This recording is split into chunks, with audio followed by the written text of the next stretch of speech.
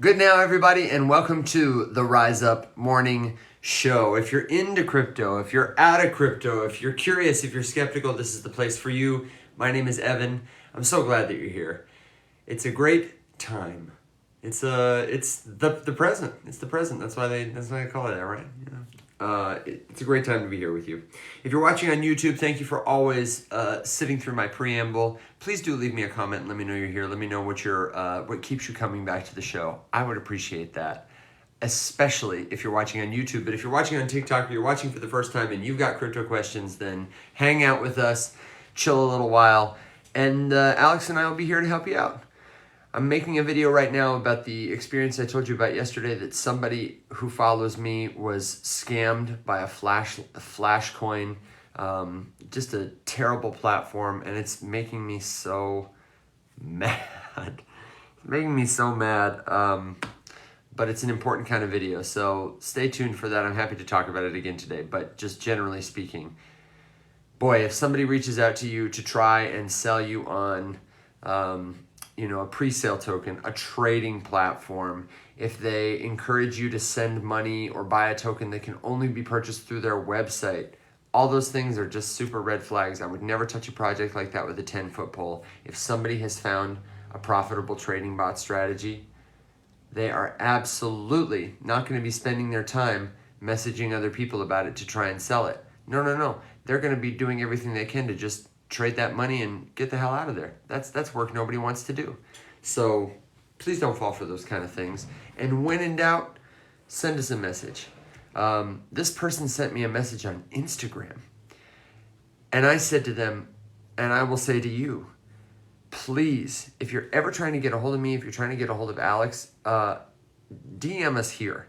We spend a lot of time here on TikTok. And the odds that you are going to find one of our impersonators, because we have many, who is a scammer, who is trying to take your money, especially if you go to another platform, those odds just, they go way up. So if you need help, send us a message, because one of the benefits of having a trusted community is that we can help each other make better decisions. And so Alex and I are we're working as diligently as possible on finding the best solution to bring everyone in our community together, so that if somebody approaches you with an investment scam, you can bring it back to the group. You can say, what do you think about this, before you spend any of your money, before you give them any personal or identifying information about yourself, and you can avoid the pain of loss. This follower lost $28,000. $28,000. It was all of their crypto, gone forever. Maybe if they could hire a lawyer, they told me they didn't have the money for it, they would be able to see it back, but for all intents and purposes, bye-bye money. Totally avoidable. Like most scams in crypto, you absolutely don't have to fall for it, and a good community can help. Speaking of good community, here's my friend. I was playing with Farhouse last night, and it was a vibe, to be sure. Is that like Clubhouse, Tori? Hey, Alex. How you doing, brother? So good. I would like to know about that. I have seen a couple of different tools there that are piquing my interest, because they are bringing social audio to Farcaster. Very excited. Oh, here's Will. Come on up, brother. Yeah, I'm thinking social audio is one of the killer features of Twitter, so it's a natural fit for Warpcast. Let me know what your experience like that was, Tori, and let's talk about it. Very cool. Hey, Will, welcome to the show, man. Yep. Sorry, hang on. I always forget. Aha! Yes. You're the masked man. There you go. I always forget. How you doing, guys? Hey. How's it going? It's good. Are you in a different room with different shelves today, or is it just, am I not used to the way? I feel like on your videos, your shelves are on the other side. Let's see. Actually. Oh, no, maybe that looks here. about right. I go back. I go back and forth with my standing desk option to sitting, and so I just don't know what my body wants. Today, my body wants to stand. Yeah. Okay, great. Are you going to do jumping jacks every time somebody likes and follows and does whatever they're supposed to do on TikTok? kind of thing. Yeah, no, yeah. I'll just become an NPC. Yeah. Yum. Popcorn sounds good. Yeah, yum. Yeah, that shit. I've seen the money growth over there, so got to do it. Just slut myself out. So there's like a generation of old YouTubers. Like the one who comes to mind is Jason Nash. And I don't know. okay, well, yeah, you wouldn't, Evan. Don't worry about it. And anyway, it's not worth your time. The point is that I've noticed, because I always just thought they just disappeared. These are like, people who were sort of like the sketch comics of YouTube from back in the day, whatever. Yeah. Dude, there are so many of them now that have like resurfaced, and they're just begging for donations on TikTok Live. And it's wild, because like this is definitely a dude who was like in one of those swanky New York apartments 15 years ago with crazy YouTube ad money, and I don't RIP. It's like Hard Rock Nick in 2 years kind of thing. No, that man is an anomaly. That is he might be an alien. My working theory is that he's an alien. I saw him at a party in Miami, and he looked really out of place. I think I told you that. He just looked uncomfortable. He was like actually around all the crypto people who had purchased presumably messages from him on Cameo. It was a Cameo party, and he just didn't.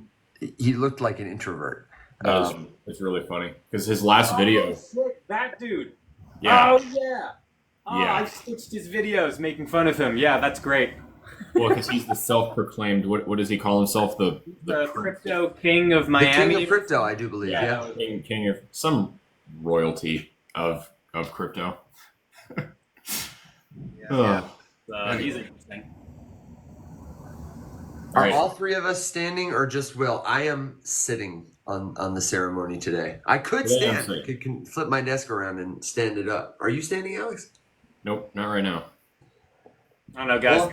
Don't. I feel like it's one of those moments where, like, this is one of those moments where you have like a Zoom meeting, and then like one person turns on the camera, and then there's like internal pressure for everybody to turn on their camera. Like, guys, just because I'm standing and being active this morning doesn't mean we all need to do that. Okay, we can all miss us all. Everyone you can be in your true. No, it's too late for me. By the time the stream has started, I'm stationary. Every now and then, Alex, though, I will see like the camera start to shift, and he's like just. Yeah. It always gives me a little laugh because it's like, I don't know. It's like it's the TikTok equivalent of like when you used to go over to your friend's house and they hadn't come outside yet, and you knocked on the garage or something, and the garage door would open, and you just like wait for them to come outside. I don't know. That's what it reminds me of.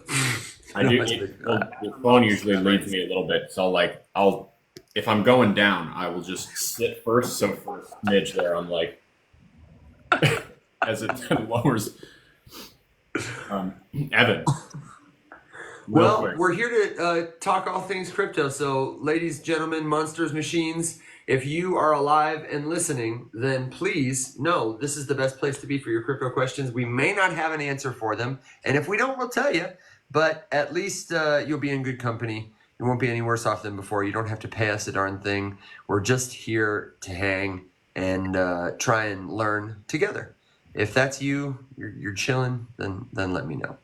We'll see. If there aren't any questions, Evan, I had homework from our last call live on Eigenlayer. This is true. Okay, yeah. Did you do a look? Do you have thoughts on it?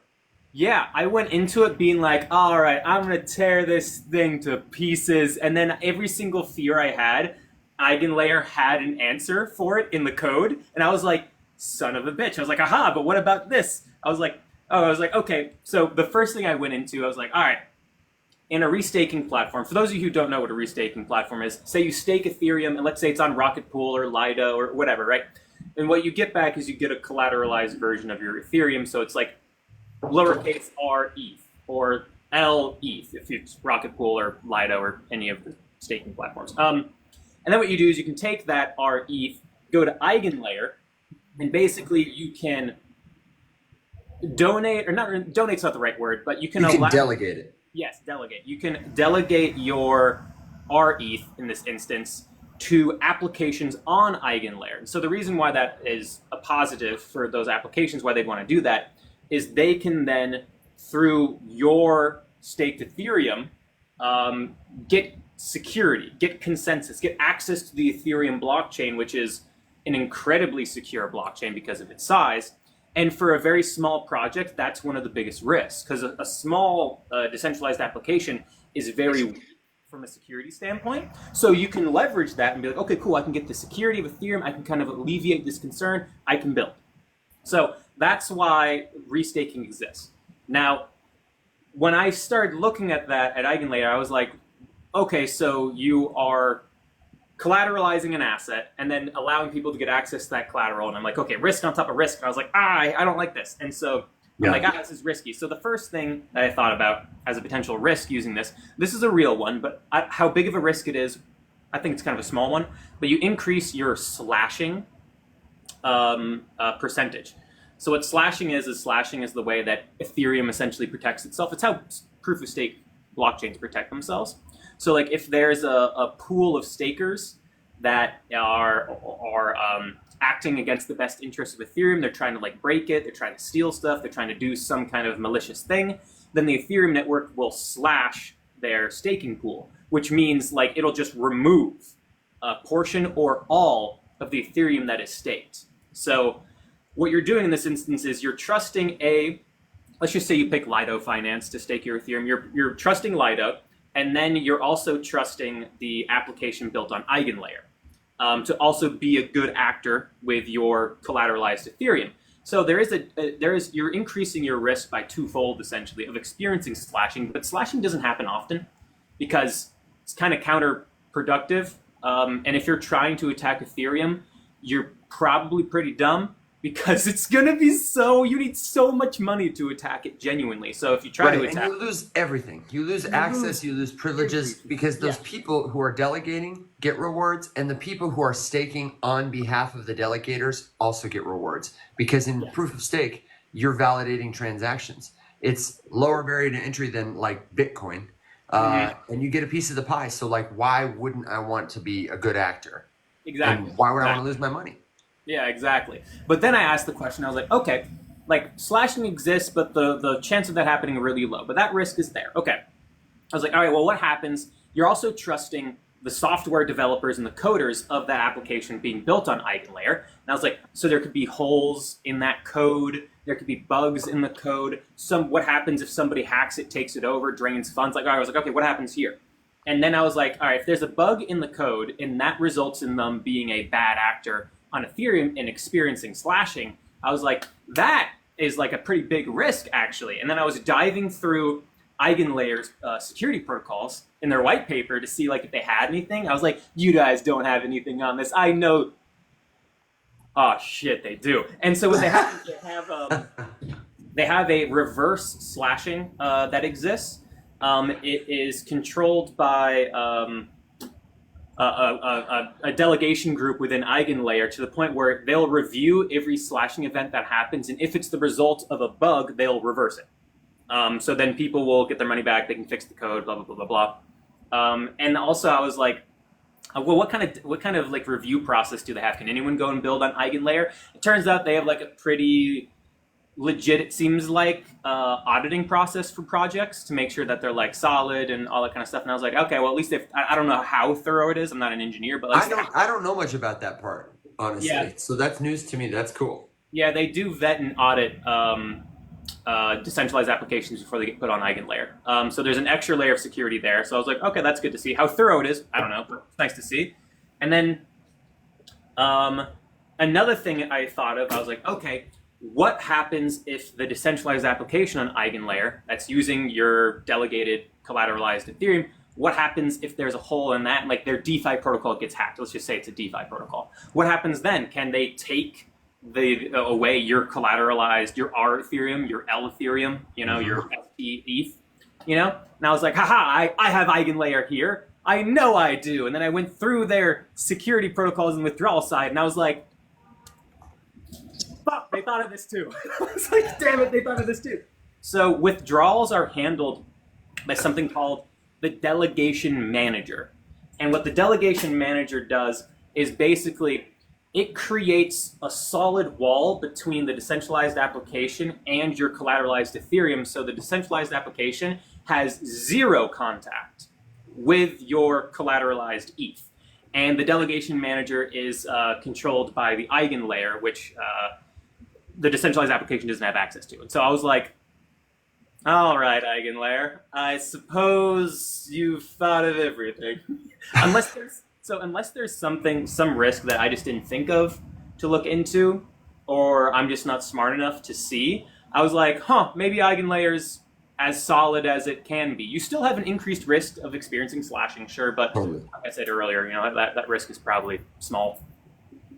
I am so, first of all, impressed that you took the time to make that like thorough but concise the explanation.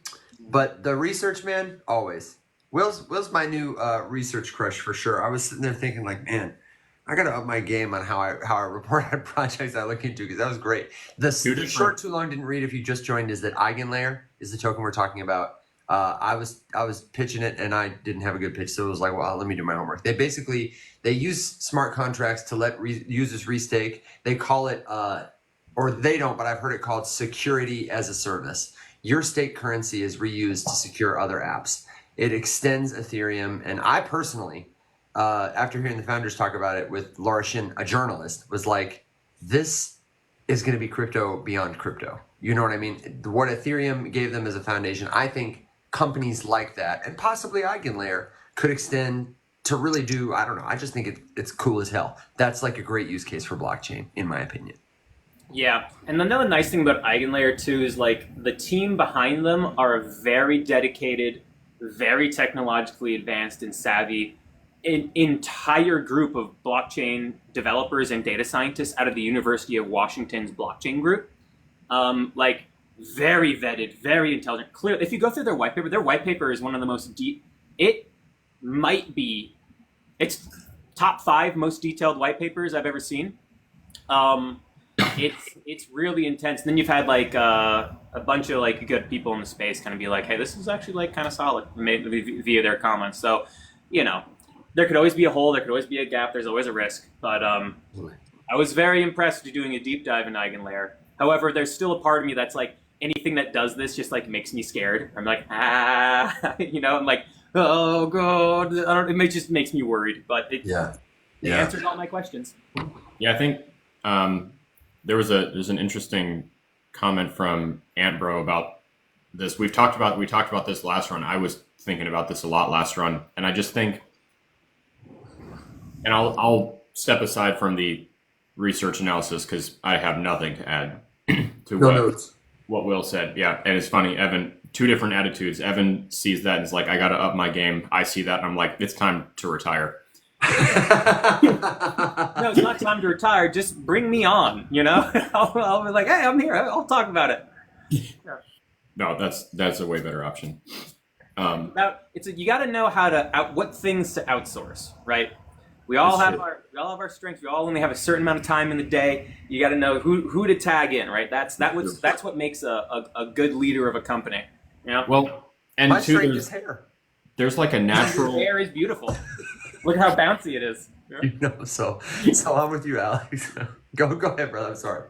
There's a natural like ebb and flow to your attitude towards crypto. Like the farther in you get, like in the beginning, everything is magic, and you're just like, oh my god, this is so cool. Oh, the decentralized this, the decentralized that, the tokenized this, the tokenized that. It's all incredible. Right, staking. Yeah. And then you go to step 2, and it's like, this is all bullshit. It's all garbage and trash, and we're all doomed, and this industry is a sham. And then you're like, Lisbeth Warren coin, what is happening? And that's like the best thing out there. Yeah, I know. And then you get to the stage where I'm now, where I'm like, there's like 6 cool things, and they're so cool that it's But at the end of the day, the one concern that I have with everything, especially when something is like that, solid presenting, is just that it always has to give somewhere, and the somewhere might just be marketing. Like Substrate is an incredible piece of technology, but no one knows anything about it unless you do what Will's doing. I haven't even thought about Substrate in a long time. When you said it, I was like, oh yeah, I wonder what's happened to them. They exist. I haven't heard anyone mention them from you mentioning it to, I don't know, maybe a Crypto Lark video like 3 months ago or something, Yeah. And I mean, like I said, I was just telling Mack and Evan, because we've talked about Polkadot. I'm a huge Polkadot fan. But they don't market. No one knows anything about it. There's not much volume. There's not that many people doing stuff, whatever. There's devs doing cool shit, but that's about it. And then the other day, my dad was just like telling me that he's using, something for the game that we're working on, and he's working on the blockchain component right now. And he's just like, yeah, I just took a quick look at all the tools that are available, and Polkadot's far and away the best one. So that's what I'm using. And I was just like, it's so funny to hear you say that, because that's just one of those things that people don't. You were gonna say something a second ago, though, to Amp. Yeah, just that no matter how cool stuff is, there's always the risk that people just won't use it, and it just won't go anywhere. Yeah. And it's a shame, because that then becomes indicative in a lot of people's minds of like a shoddy project just because they didn't market, or they didn't get enough users, or it was too complicated, or the user. And Evan, I don't know, have you used any of the stuff over there? Is it like have I used Eigenlayer stuff? No, so it's very much oriented towards people who want to be validators, or who want to lend their ETH to people who are validating, or as a service. I mostly use the ETH I have. I'd like to accumulate more for the purpose of, I'd like to run a node one day, just as a good citizen, because I think it'd be cool. And I've considered restaking some with a different I've done some restaking. But mostly I'm concerned about, is it too centralized? Am I going to lose it? Whatever. If I was going to do it, I would probably do it with Eigen. Now that the airdrop is done, I don't have an incentive to. I have mostly just interacted with people the way I do on Warpcast. I've invested social capital. I would absolutely use it, though. And I especially would use it if I was like a company that wanted to leverage the security of Ethereum to accomplish something, or just borrow that security for a product or service, adapt. It would be a no-brainer kind of thing. Right. Yeah, and then on the point of staking, like again, like I have, like if you look at my portfolio, I have like a little bit of ETH, it's like 3%, and like another 3% in Solana. And the only reason why I have like, because like such a small percentage and like such a large market cap, I'm not looking to make gains off of that. I'm just using them for farming. I'm using them for airdrop farming. So like I've had Solana in Camino Finance for like forever. I've had it in MarginFi for forever, like lending and staking. And like I'll get the Camino airdrop, which would be great, however much it is. Yeah. And then also for gas. Yeah, Robbie, you're absolutely right, to pay for gas. And then Ethereum I have on like ZK Sync, trying to farm. And then I have it in like some wallets and stuff. And then I have some of it in a wallet that has like my Mutant Ape Yacht Club, which is down so bad, and I can't wait to get rid of it. I'm a salty bag holder in Mutant Ape. Oh my God, what's your ape? Can we get a picture? Yeah, let me look it up. Oh my God, I haven't been to. Dude, can I just? It's been so long. I forgot. I'd like for me to look. I was you like, don't even know your ape number. Wow. Oh yeah, OpenSea. He is salty. I am so salty about it, but at the same time, I got some free NFTs out of it, which is that's true. Great. Yeah. I love it. It is.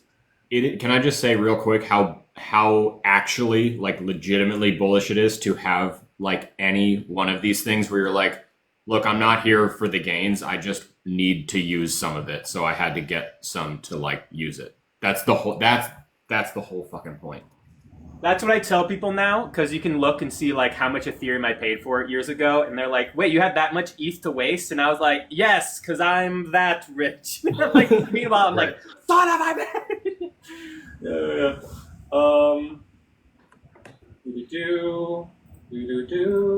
Yeah, I wanna see which ape you've got.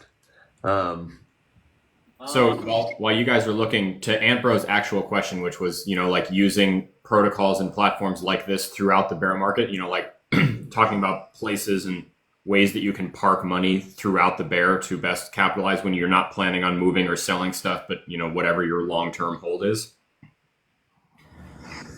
The only thing, which is a big thing to be aware of in that, is that the bear market is also where protocols go to die.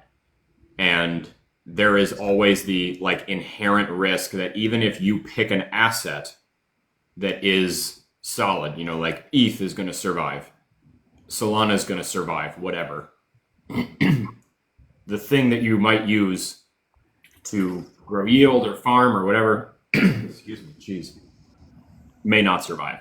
And that's just something to be aware of. So there's, don't worry, everyone. We're absolutely going to talk about Roaring Kitty. All right. He's 100% on the agenda. And all of the things. I definitely have things to say about Roaring Kitty. I heard about it, but you have things to say. Should I get some things to say? Dang, I feel behind.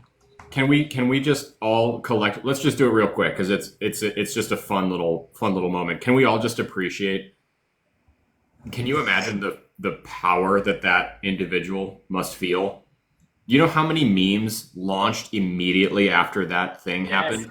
I was getting so many notifications about my pop cat going up. I was like, what the hell's happening? And my buddy was like, Jimmy's back. He's been holding it for 3 years. Oh, I mean, it's because then of course there was Kith Giel, like the Joe Biden and Terp style memes of Keith Gill. And then there's there's so many Roaring Kitty related things. There's all sorts of old stuff that ripped. I mean, the GME, that's why the GME meme coin yesterday went up 900% in one day. I mean, that makes complete sense. I just saw the headline: eye-popping gains after Roaring Kitty returns. What a great headline. But dude, the manner in which this individual returned, look at that thing. Yep. 3560 is 3560. the number. Oh, side note, Evan and Will, for both of you, because you're both involved in this now, there is, in fact, on today, the date is the 14th of May, 2024. It's a new day. There is a headline trending on Crypto Panic telling me it's a good time to buy Cardano. Buy Cardano? Yeah. I wish I could take out a bet on whether or not there's going to be a Cardano headline on Crypto Panic today. Yeah, can I go long on how many Cardano headlines? Yeah. I that would be, that'd be how I'd get to the yacht. I'd be standing next to the Oscar Mayer wiener guy and the guy who invented the Q-tip, and they'd be like, "What'd you do?" And I'd be like, "Went long on Cardano on Crypto Panic, dude." Dude, it's for real. The headline is just: is Cardano a must-buy right now? Key points about ADA's 2024 fortunes. Yeah. Good luck. So, who's buying these articles, dude? Who's paying for these articles? Dude, I see. I in my comment section, I see people like, "Hey, man, I've seen this guy or this person talk about Cardano or XRP. Did you see XRP launched blah blah blah?" And I'm like, "Good luck." So Brad, that is my point. Sorry if you haven't heard me ramble about this before. This is my working, no longer really a conspiracy theory because you can all look at it every day. Is that nothing is going on for Cardano right now that anyone is super aware of. There's no huge news. There's no massive developer updates, but every day like clockwork, there is mostly from AMB crypto, which is, until recently not a I don't know, I wouldn't call it a terrible source, historically, but they just, every single day, there is some sort of weird headline, an article that is exclusively trying to get everyone to buy Cardano. That's it. So their marketing department's just working full speed. Well, I'm glad they're doing something with all that money. That's all they're doing, I guess. So Roaring Kitty is back, and it's totally a meme, is what we're saying. Yeah. Basically, Roaring Kitty has been silent. Roaring Kitty reappears. It's a grand entry, and the market is reacting. I saw AMC was up too, but it's what we always say about memes. It's no data, just vibes, and the vibe is a newsworthy event has happened, and we are expressing ourselves in crypto native ways by gambling on the stock and launching meme tokens. Yeah. I mean, And makes sense to me. the re-entry is just that iconic meme of, you know, like focus up, lock in. And I love the idea that, like, oh, sorry, go ahead. just that the historical context is that this is the individual who was like one of the champions of the GameStop short squeeze, however many years ago that was, and hasn't really said much since. So, Brad, I haven't heard a theory that it's not him. If I was this individual, I could totally see myself posting a meme like that, because look at the shitstorm that happened after. That's all they did was just that one lock in, and that's it. Yeah, dropped that one meme, and then the next day he dropped. Oh god, it was another like video. What was it? Shit. It was basically being like, "Hey guys." Oh no, it was the end of the Ferris Bueller credits where he like walks like, "What are you guys still doing here? It's over." And then it cuts out to Walter White's quote where he's like, "It's over when I say it's over." And then the comment section was like, "Oh!" And so it's like hilarious. I just love that like this one guy can post 1-2 memes. And then, like, hedge funds lose, like, hundreds of billions of dollars. No, Yeah, man. Well, and it looks like he's been keeping it up, you know, posting pretty actively. So obviously that's the sign. No time to stop when you got to keep going. And his pinned tweet is it remains, you know, the big short squeeze about GameStop, the GME bull case.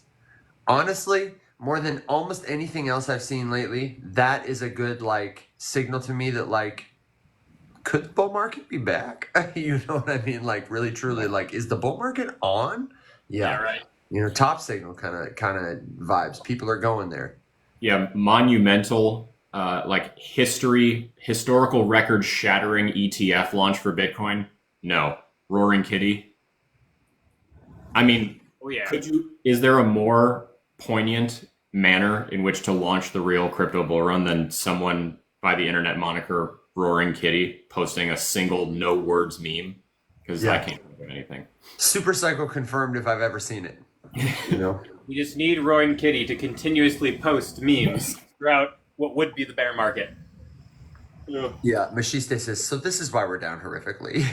Can you imagine being the guy in a suit who has to go talk to a bunch of other guys in suits and probably at least one woman now at like a $20,000 cedar table somewhere high up in New York City and explain as you click your PowerPoint to the next slide that this man in an orange headband is it? Like, that's the reason, sir. You know?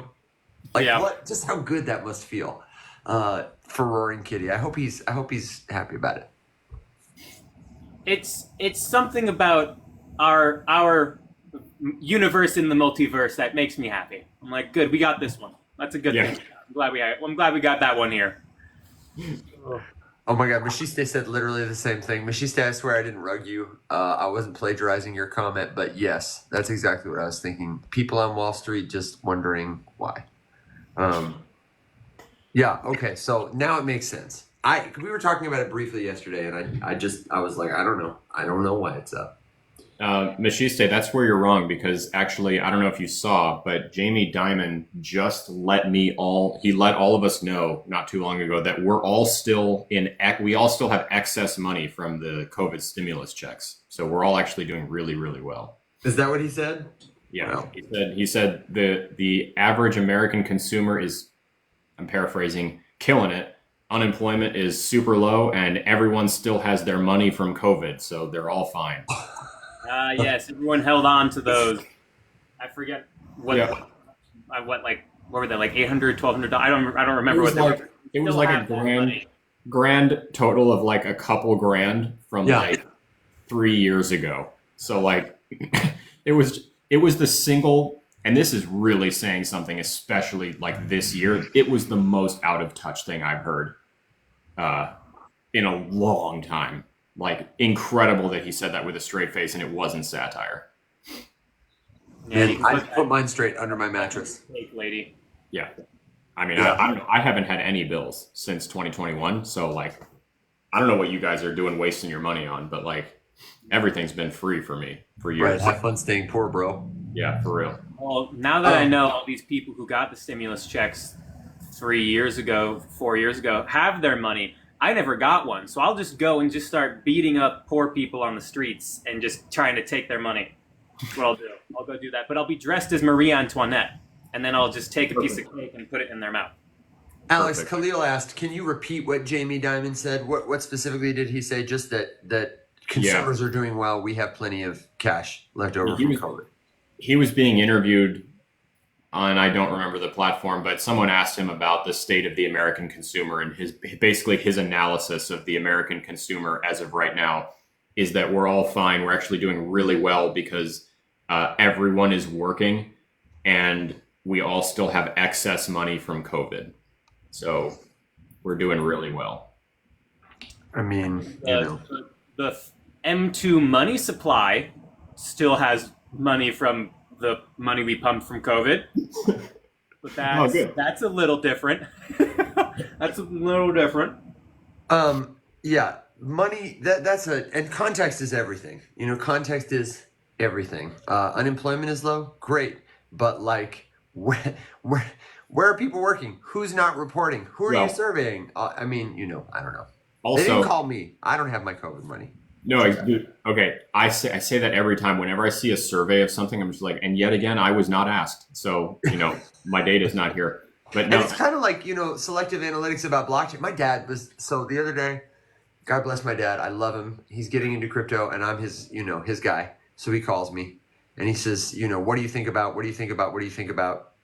And usually, you know, it's like I could hit a button and just have a conversation with him. The other day he was asking me about BlockDAG.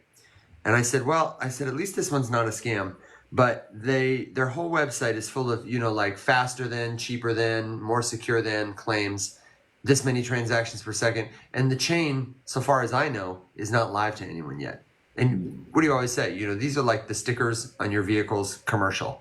This was measured in ideal conditions, probably in a lab with a tailwind. Like, as soon as that blockchain gets there, if people start using it, there will be traffic. There will be congestion. Those claims, will they hold up? I don't know. They never do. You know, don't base your buy decision off the claims that somebody is selling you from like their marketing copy, because it always looks better there, for sure. You know, can you guys think about, especially like an ecosystem? Blast sticks out to me as one that happened recently. Somebody asked us about it on the show a couple weeks ago, like right after it launched or whatever, and it generated a ton of activity. It looked to me like it was kind of a hype thing. And then I looked into it a little more, kind of like you did with Eigenlayer, Will, and I changed my mind. But I am curious, like I'm still holding out to see like, okay, will people continue using it when the incentives are gone, when the hype is done, if they can't sustain the marketing? But can you think of a project that launched like that, you know, that had a buy our crypto on their website, or buy this miner to get our crypto on our website, and every influencer was talking about them, as opposed to something like Avalanche, which is like, hey, we're the ecosystem for Web3 gaming. Would you like to build a game here? That a year down the road was doing better than they were before the launch. I have a hard time thinking, but you know how it is. You learn them, then you forget them. Can you think of any? I was just thinking on the same thing that you just said, like you learn them and forget them. I don't know. I don't know if I can think of one off the top of my head. I know I've seen a million of them, it seems like, but I don't know. I can't think of any. Yeah, that's I'm gonna have to chew on that a little bit. Yeah, I don't know. But that's my point. Is like they're flash in the pans for the most part. Yeah. They don't. Well, you know, I mean, dude, there are so many that I just think are like unnecessarily complicated. When, you know, one of the things I talk about whenever somebody asks me, you know, I've had a couple of conversations with people about, you know, like, okay, why should I give a shit about crypto? And I talk about DeFi as like the easiest to understand equation in which you can remove a middleman and immediately make it better. And I'm like, but you know what? Like at the state of things right now, I think a few things about, you know, like overall DeFi, and that's that there are some really cool protocols out there, but like they are not accessible and usable to the everyday public, like with a quick little, like, oh yeah, I would like to participate. What do I have to do? And it's like, okay, well, grab a pen and paper and sit down.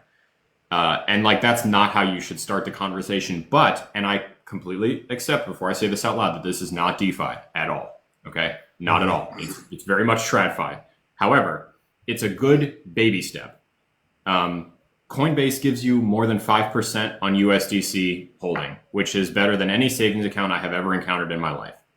So that, I mean, like right there is a way that you can start to kind of toe dip into this whole world without really leaving the machine and the infrastructure that you're used to and the support that you're used to, and start to profit from, you know, like kind of what the magic is sort of flavored like.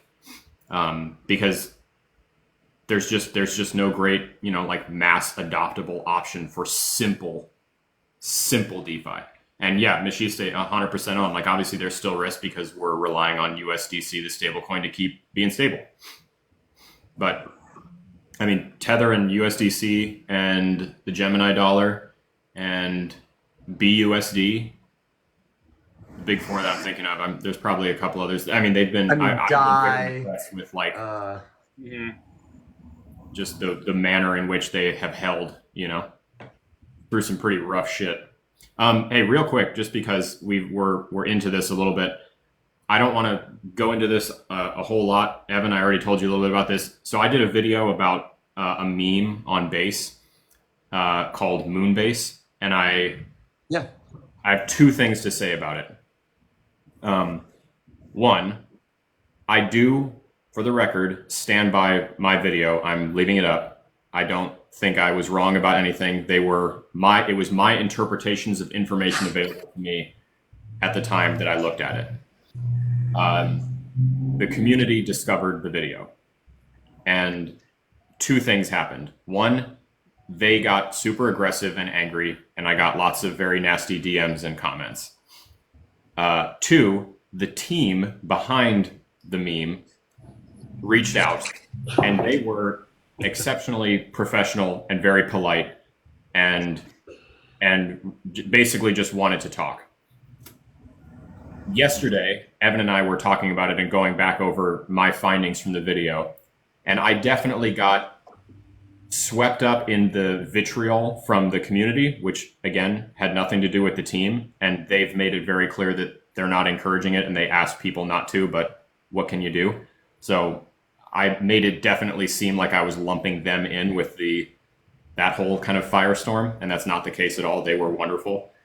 And then two, I was just relatively unprofessional in how I then characterized the team lumped in with everyone else, which is not fair to them because I don't have to like their project. They don't have to agree with my analysis, but at the end of the day, they were nothing but nice and polite and helpful and offered to reach out and all that sort of stuff.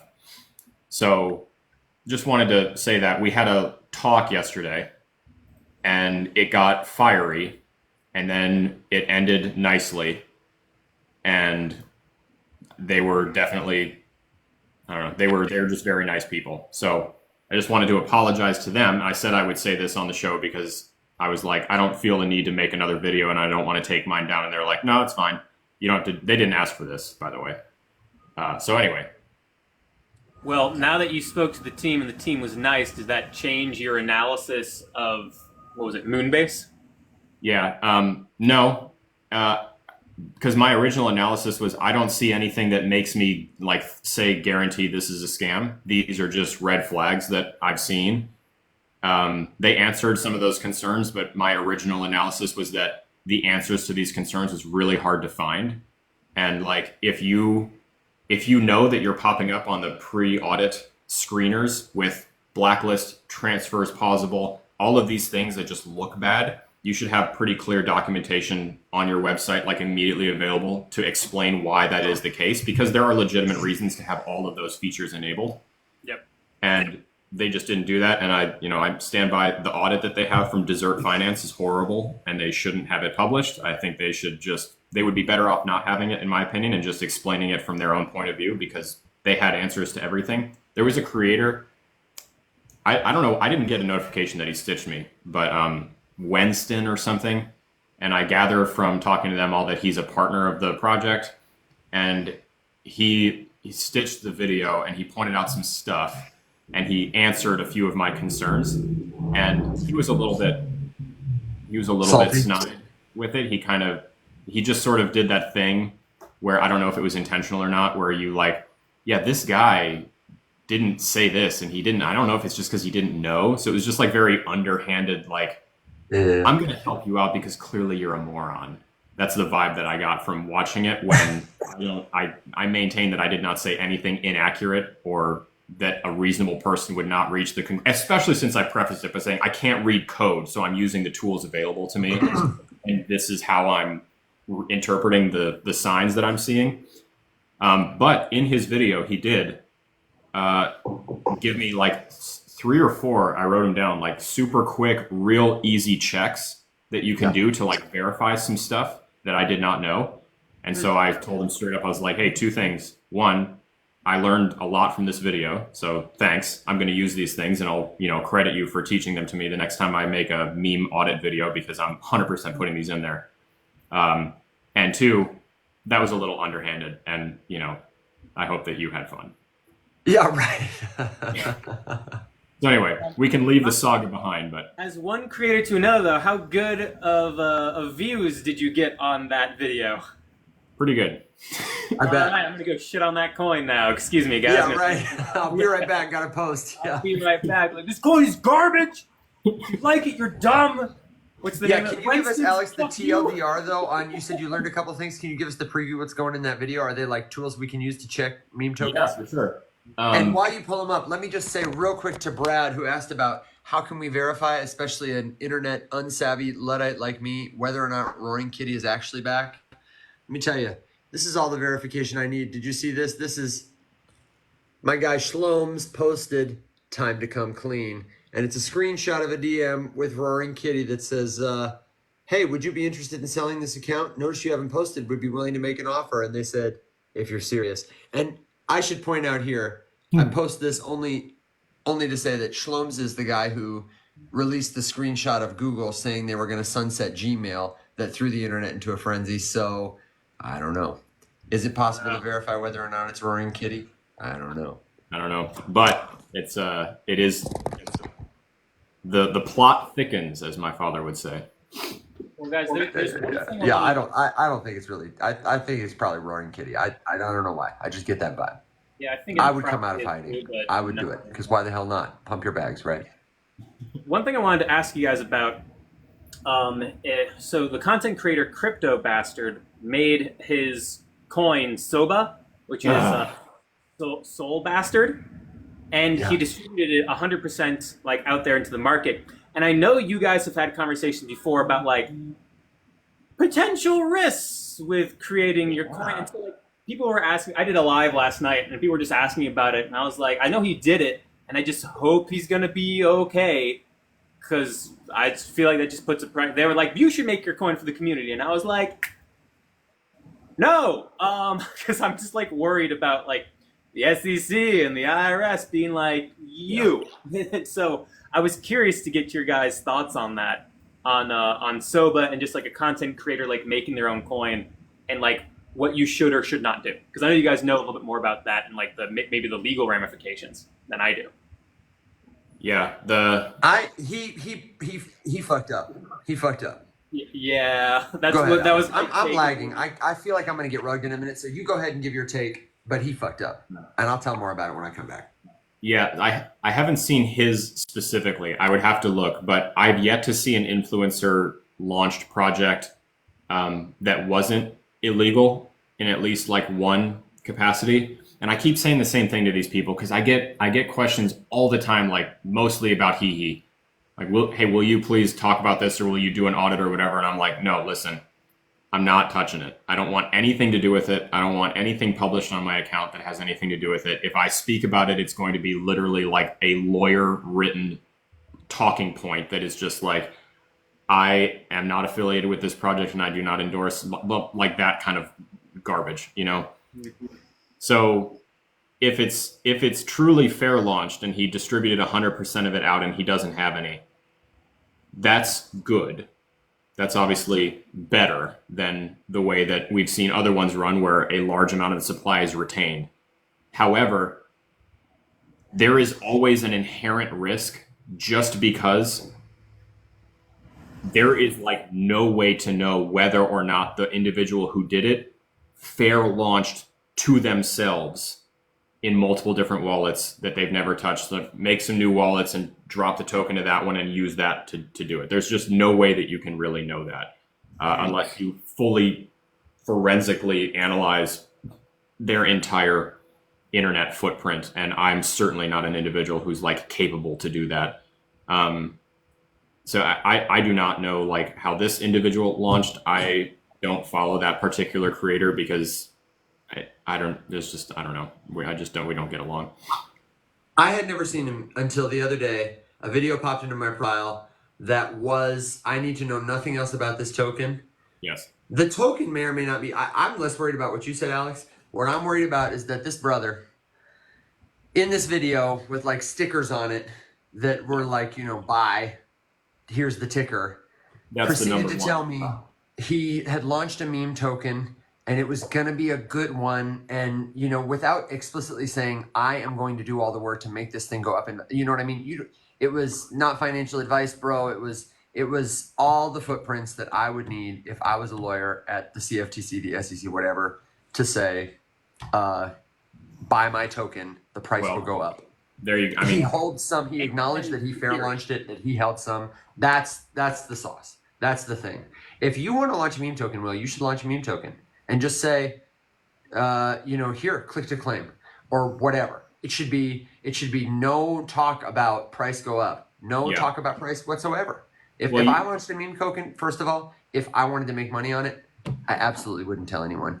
But if I wanted to just do an Evan coin, then I would be like, here's Evan coin. That's what I would say. You can hold Evan coin.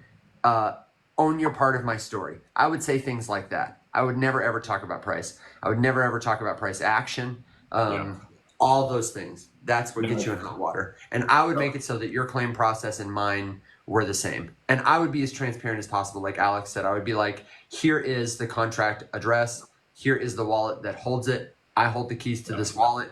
I am going, and here's what I would do is I would create like a multi-sig or a party DAO, something that from one wallet to many, anyone anywhere could very simply verify that like the tokens were distributed and they were out of my possession, or at least partially out of my possession or whatever. I'd have Machiste make it a frame on Warpcast and just do click to claim for all my followers until the supply was gone.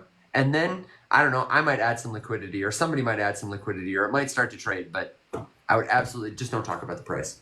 I reached out to that guy. I sent him a message. I said, hey, brother, I said, I know we've never talked before and I love you, man. I'm glad you're here. But if you don't have a lawyer, you absolutely need to get one. And if you haven't thought about it already, please take that video down because you're breaking.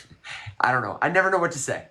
No, but, well, it's that's all you need to say. Just like, hey, I see you. I appreciate that you are doing what you determined to be the best to educate people about Web3. You just broke 3 or 4 different laws. You should consider taking that video down. And if you would like some legal help, I can refer you to a talented lawyer. I have an attorney. I have consulted with multiple attorneys constantly. And even before we had a project, especially during the project launch, the entire lifetime of the project, every single piece of marketing or promotional material or content that even mentioned it by name, every single one went to my lawyer first. And this is a lawyer who specializes in securities law, who is also crypto literate. Like, this is a dude who got rugged on Mount Gox and is one a security of us. Yeah. I have a friend who is a crypto creator here on TikTok, although doesn't really make videos anymore, who is literally an ex-SEC attorney, prosecuting attorney, who he would be the guy who would take an influencer down for doing exactly what these people are doing. He is that guy. It's so easy. The target is so set up. Somebody just said below, Alex has a lawyer. They're talking about Alex Costa. Do you know why he has a lawyer? Because I'm telling you right now, man, people don't know what they don't know. Well, because he had to be told first. But just because you don't know doesn't mean you can't be prosecuted. I guarantee you that man does not have a lawyer. Alex Costa? No, there is no way. There's I no way think he does, because I was lurking in the Telegram and he was being real cautious. Like, why would he have? Do you think he's just like researching legal on his own? Because he has changed. He has said now that he has a lawyer, like, I just can't talk about price. Like, that's his stance. I still think he's in hot water. Then I truly don't understand, because if that's the case, then that's true, and I would think like, yeah, okay, that sounds like you're being legally advised. However, I still to this day hear him talk about price. I hear him. He literally just tweeted yesterday about there's only two kinds of people: the people who capitalize on the upcoming gains for Hee and the ones who will look at the price tomorrow and wish that they had gotten in. You can't fucking say that. It's that simple. You can't say that. Like, yes, you didn't say, I predict the price will go to this, it will go to this, like he used to. It doesn't matter. I don't know if you guys have ever been in a courtroom, but there's a whole lot of analysis about what the gray area means. That's literally why lawyers exist, to analyze the gray area and argue about what it could mean, and then one of them wins. And I'm sorry, but it would not take a talented lawyer to look at someone saying, you will either win or you will watch the people who do win and you'll stay poor. There's only one way to interpret what that means. It is promoting that you should buy this financial asset. That's the only fucking way you could interpret that. That's it. And I love Alex. I've known him for years, and I desperately want to sit down with him and be like, look, dude, I don't know who your attorney is, but they're doing you dirty, and you are literally opening yourself up to a massive fucking lawsuit, like that you will lose. So please let me help you. Yeah. So would you be fine if you made a meme coin, distributed 100% to the community, you didn't provide yourself any, you just went like kind of bought some on the open market, and then if the only thing you did was just like, say I made chin coin, and then I just posted memes of chins, you know, would I be fine? Would legally I be okay? Yes. You should still get a lawyer and ask them that question, but my understanding of it is that's totally cool. No data, just vibes. Don't talk about the price. You know, make it fun, make it chinny. Yeah. Make it chinny. I think everybody should launch a meme token, should launch a token, should launch an NFT, and it doesn't have to be financial. It just do it. And then you'll know the rails if you want to, I don't know, do it again. It's cool, man. And that was what I was going to say as well. Like, I'm sorry, we got salty, and we got old man on the porch carried away about like what you know. But did we answer your other questions? Like, because if you want to do it, you should do it. And honestly, you know, we could gladly help you if you have. No, I have zero interest. I don't want to touch it, even if there's a clear path being like, hey, you could do it this way. I'm just gonna be like, nah, I'm good. Yeah. I don't know if the laws will change. I just don't. I don't need more of a target on my back than I already do, than having so much of my net worth in crypto that already has a target on my back. So no, but you should, like, it's a fun experiment to launch one, and I don't know what your experience is with like creating tokens and building the infrastructure, but like that is, have you done that? Have you launched a token? Have you minted an NFT collection of your own, that kind of thing? No, I haven't played around. I definitely recommend it. There are so many good no code tools.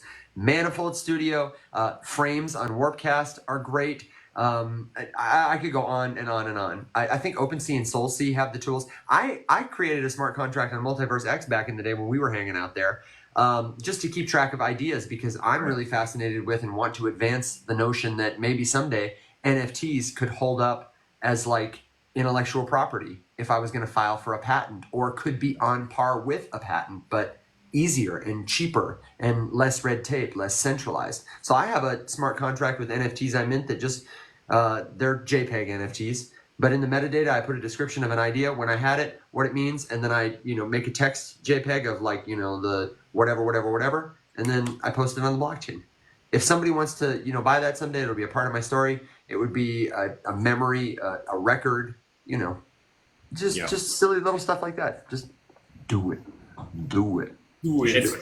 I mean, Mack can tell you that Mack, we were just talking about how much stuff we had to run through lawyers as we were doing token related things, and how you guys, Evan and Mack, you guys both remember, we literally would like have an idea, we would run it by the lawyer. it would be deemed like, nah, you can't really do that. You got to tweak it. It's got to be like this. You got to present it this way, like remessage it this way. You got to do whatever. And then like 3 other projects would just not have a lawyer and just like full send. And then they would just have, I mean, volume out the ass. And we're sitting over here just like with our legally compliant project, just getting shit on a regular basis.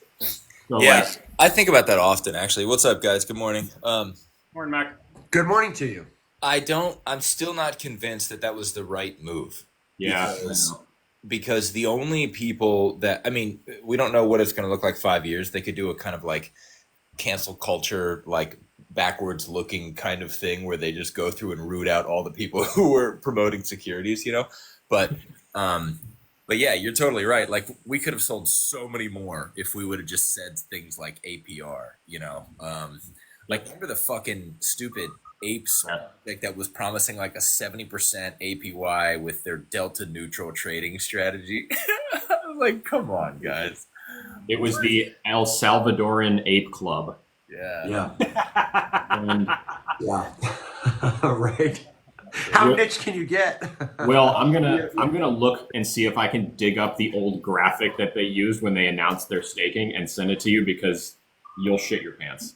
It's that. Yeah. It was incredible, man. But yeah, I think about that often. I think about what could we have done if we wouldn't have taken all the time and money to go through the whole lawyer rigmarole and just send it in the true spirit of, you know, Web3 and NFTs, plain ignorance. Yeah, but I mean, like, obviously, we've all had the thought, but at the same time, like, you know, Mack we were registered business owners in the United States. I was a government employee.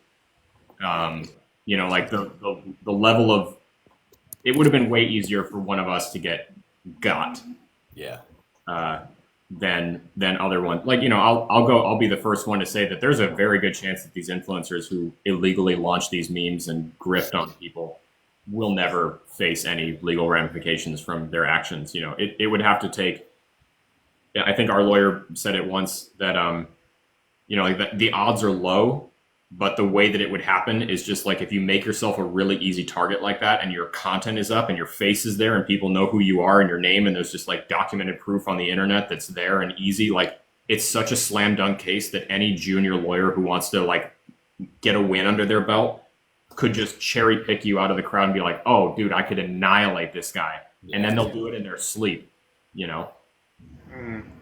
So, hey, if you do think about it though, like if we want to launch our equivalent of the Salvadoran apes, I sent this to these guys the other day, but I want everyone else's opinion. Picture this.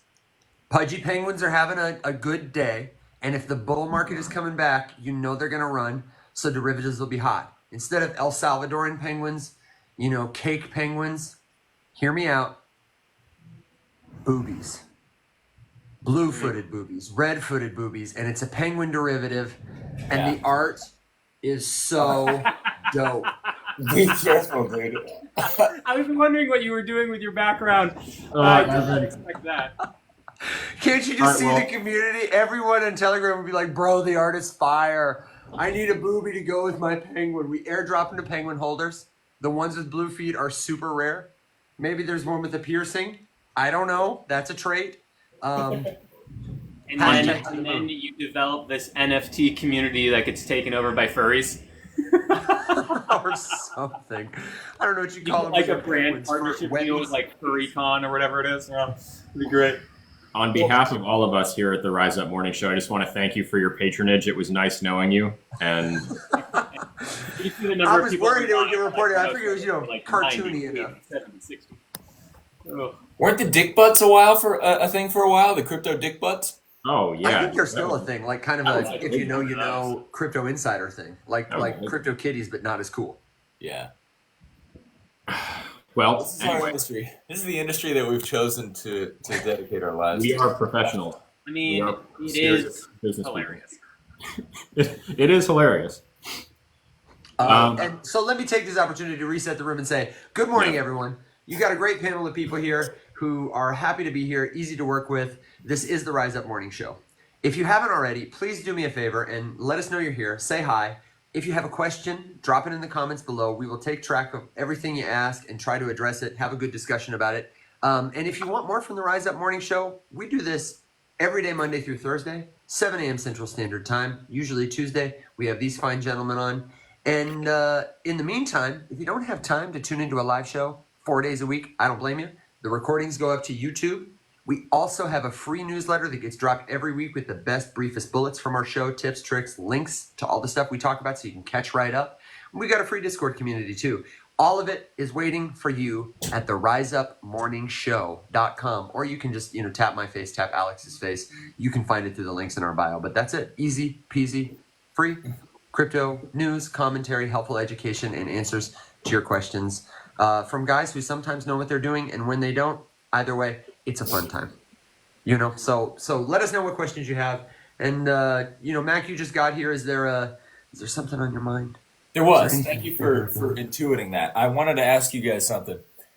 I don't know if you've seen this on Twitter, but and maybe it's just because of this account that I follow, and they're kind of really hitting the steam hard. Alex, I know you follow them too, but does it seem like there's a pretty prolonged crypto influencer witch hunt going on right now?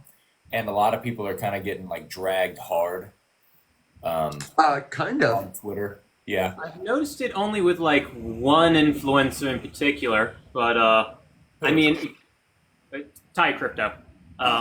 Yeah. I've noticed it with him, but I can't say I've noticed like a trend across this. But I'm not surprised. Like markets are down. People always typically buy the top. That's when the volumes are highest, and they get pissed at the people who made the video that got them excited for the coin. So like it seems natural. Yeah. It's such a like a litmus test for the pulse of the market, like the prevailing sentiment, because when it's bull market, no one cares, but when it's bear market, everyone comes out for blood. And I just thought it was kind of a blessing. I mean, not a blessing, but it's like, it's not always a great thing if your account blows up, because if you get to 500,000 followers, that's when you really start getting some scrutiny and people start coming after you. So it's almost, that's why people like, what's his name? Pentoshi doesn't even talk about coins anymore. He only talks about like broad strokes. This is the market, because if he talks about altcoins, then everyone's going to accuse him of dumping, or manipulating. No, I've seen a little bit. So for context, I got reached out to by an individual who claimed to be a representative of Scott Melker, the Wolf of All Streets. Who's I don't think he's over 1 million, but pretty close to 1 million Twitter followers, like definitely a name I've seen all over the place. And I didn't really know that much about him, so I went to Twitter to like look up his profile and kind of try to like read through his content. And the first thing that popped up was like a 1 million impression tweet of someone who was just linking like 3 different Zach XBT threads to going over Scott Melker's wallet activity and like his history of talking about a crypto that he already owned and then selling a shitload of it after, because his influence will move small coins. Absolutely. Yeah.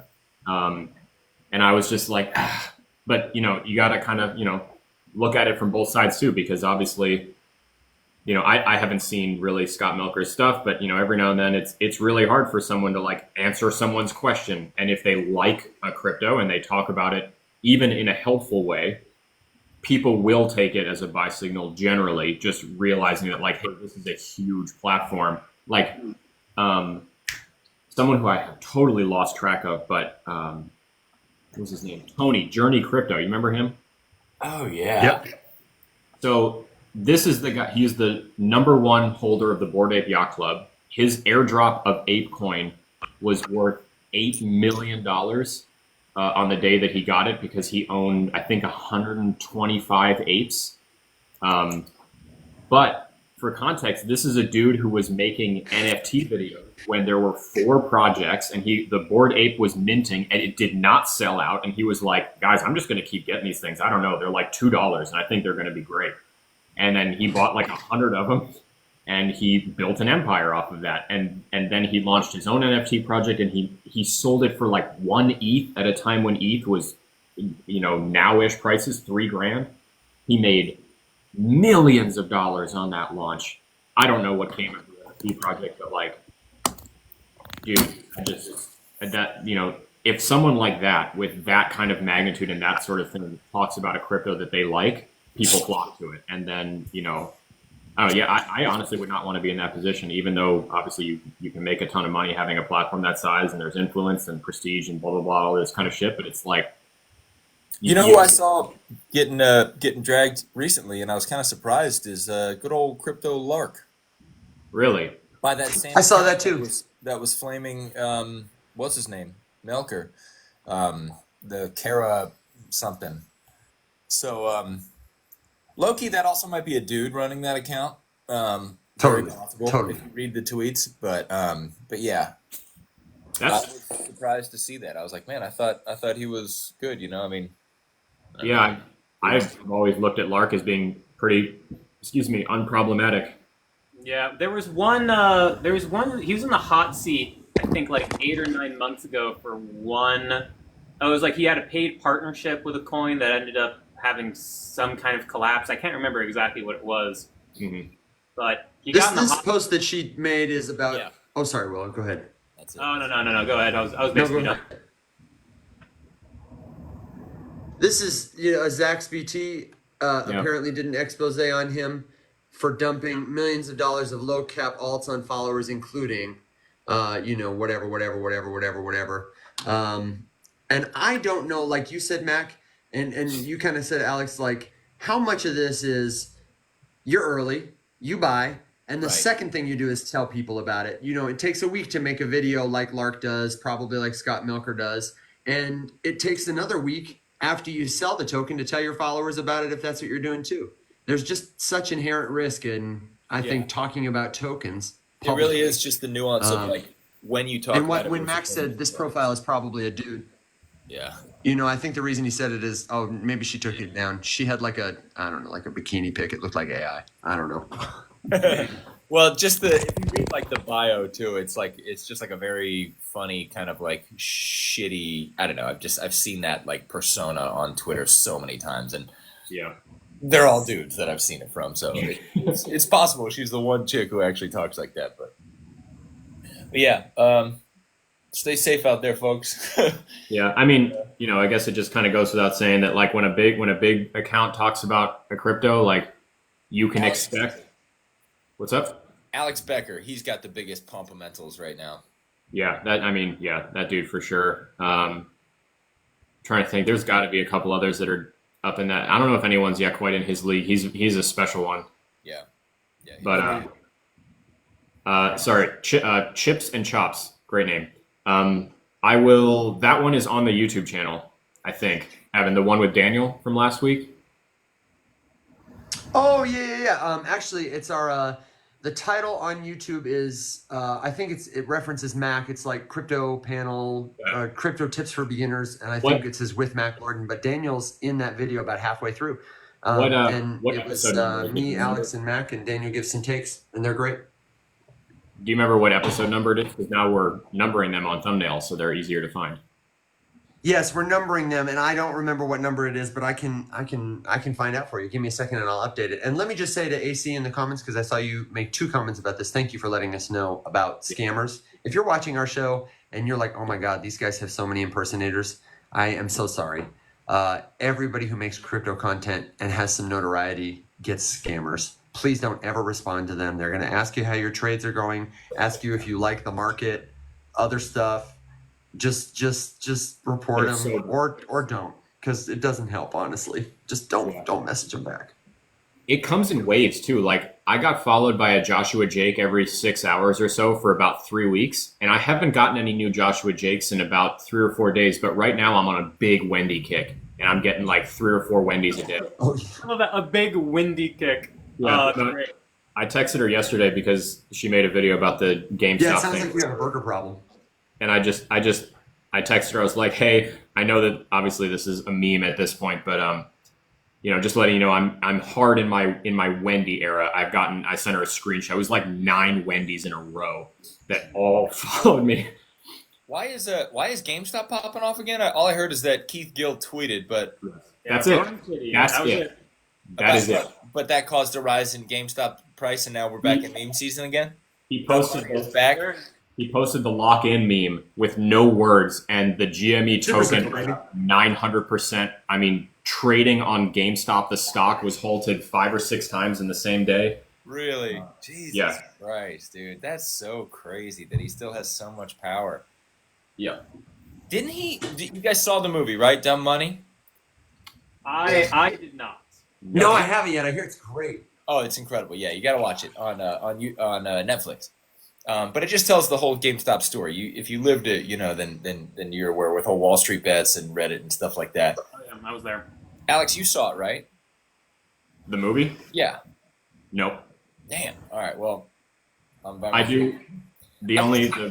Remember what happened because basically, like, there were several points where he, was talking about how this is a good investment, and then he started streaming, and then it started going up, and then it created this like cult-like following, and then it hit a massive high, and so he was like a multi-millionaire if he were to take profits, and he didn't, and something came out. Oh, that was when the whole bullshit with Robinhood came out. So then the stock tanked because they weren't allowing people to buy.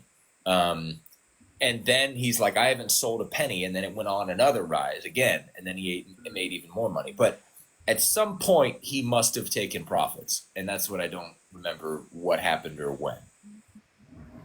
I just remember, Mac, you in whatever that neighborhood was with that beautiful emerald green Rolls Royce coupe. And the license plate just said, thanks, AMC. Nice. Yeah. True story. It was the sickest Rolls Royce. I was watching the comments here. I know I'm lagging a little bit, so pardon me. I'm going to try and keep it smooth. But we got a couple requests for maybe we can do just a quick round robin on a couple of these projects. And if you have thoughts, put them in the comments. We got a question on take your pick. Someone asked about VXV. Someone asked about WorldCoin, and someone asked just now about WSDM, our friend Ab, and I have no idea what that is, but apparently it launched today. Maybe I do, but I just don't recognize the ticker. So if that was you, do me a favor and elaborate on what the project is called. And generally speaking, if you comment with a project you want to know what we think, in another comment, let us know what you think about it. Do you like it? Are you skeptical of it? Is it interesting to you for this or that reason? You heard someone talk about it. You saw it had a cool staking mechanism, whatever. And we can give you some better thoughts that way. So VXV, WorldCoin, and WSDM. Alex says maybe it's Wisdom Wise. I'm not hip to it. Wisdom. Also LCX. That's a common one we get. Good call, Brad. LCX, VXV, WorldCoin, Wisdom Wise. Well, LCX I did a video on a while ago. I said it was my favorite of the centralized cryptocurrency exchange tokens simply from, again, I look at adoption with coins, and Binance was getting kicked out of more and more European countries. LCX is in Europe. Naturally, they stand to gain quite a bit of market share from Binance's losses. More and more people go and use the LCX exchange. More and more people would benefit from holding the LCX token. And so, like, from that standpoint, I was like, I think LCX is probably in a better position in terms of the other centralized cryptocurrency exchange tokens to benefit from this. And then they also offer some tokenization of real-world asset kinds of stuff. So, like, they seem to be kind of in trend. So those were my thoughts on LCX. I haven't looked at it in a long time since the video. So those were essentially my thoughts. Like, I just kind of try to look at it, what coins could actually be adopted from, like, a demand utility standpoint. Yeah, I agree. The first thing you said, that it's your favorite centralized token, mine too. And I would say what I like about it is it seemed caught up to its market. Like when I first read about it in 2020, 2021, it didn't seem like it was overhyped. They're not leaning into that, even though they're kind of part of the ISO narrative. I always am nervous about tokens that everyone's like, this is the coin every bank is going to use. And, it's highly volatile or whatever. I have no idea what it's doing now. And actually, Alex, you talked about vector space before, and I wanted your take on that. But I've never heard you talk about it, Will. Is that one you've talked about? Because that's one of those AI narrative or plays, right? DeFi AI coin. I know nothing about it. I'm on their website right now, just trying to figure out what the general gist is. But I see DeFi, I see AI. Yeah, it's the DeFi one. Alex, what's the take on DeFi? I was like, what? It wasn't. Yeah, no. Mack knows about VXV. Yeah. Um, yeah. No. Go ahead. Basically, I remember making a video about it, and I think I lumped it in with Research Coin and saying, just like anybody who's got a utility and a speculative. Go ahead. it's one of the few videos I've ever made about a specific project, and my analysis made lots of bag holders angry because I basically started the whole video by saying like, dude, this is so sick. I'm obsessed with this utility. Like, this is the easiest to understand big use case for mass like AI tech implementation. Like, I don't know anything about AI. I was not educated on, the capacity, like this, that, whatever. I read their proposal and I was like, this is so sick. This needs to exist.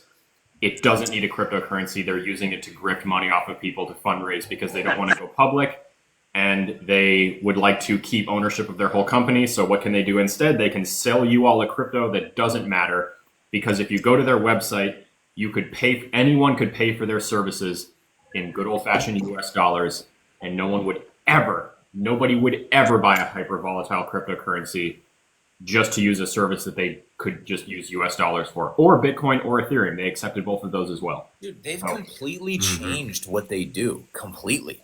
That doesn't surprise me at all. That's why I was laughing because, okay, so for those of you who don't know, this was a project in the last bull run. No disrespect to Joshua Jake, but I immediately think of him when I hear VXV because he was chilling. He was the big one. Yep. And I don't care about that. But the thing that bothered me about this company is that, like Alex said, they were one of the OGs who figured out that you could make a shitload of money if you just put a crypto into your business, and they crushed it. A. B. Their original value prop was like doing in-depth data analysis for hedge funds, right? It was like hedge fund, research and help. It had nothing to do with biosciences at all. And there was two things. And if you just look at their website now, it's just a fucking pube salad of, I should say word salad, but I intrusive thoughts. No, I like that better. Okay. Damn it. It's a pube salad of just buzzwords that are just prevalent in this bull run. You know what I mean? So like whatever's next in the next bull run, whether it be quantum resistant or whatever the hell it is, I guarantee you're going to see it on their homepage. Dude, so bearish. I do, Wally. I want to talk about Supra in just a second, but no. So Mack is 100% right. Last time they launched with two utilities.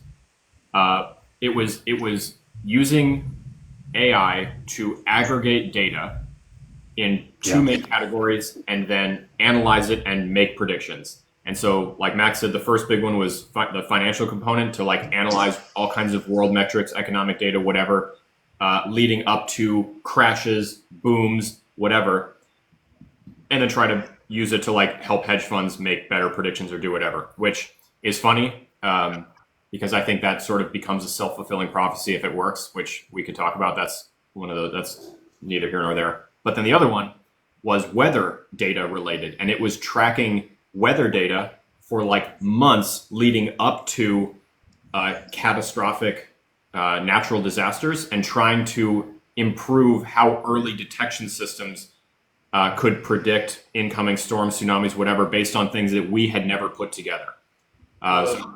And instantly I was like, dude, that's so sick. So why blockchain? Exactly. Why do we need a cryptocurrency? Just let the AI do its thing.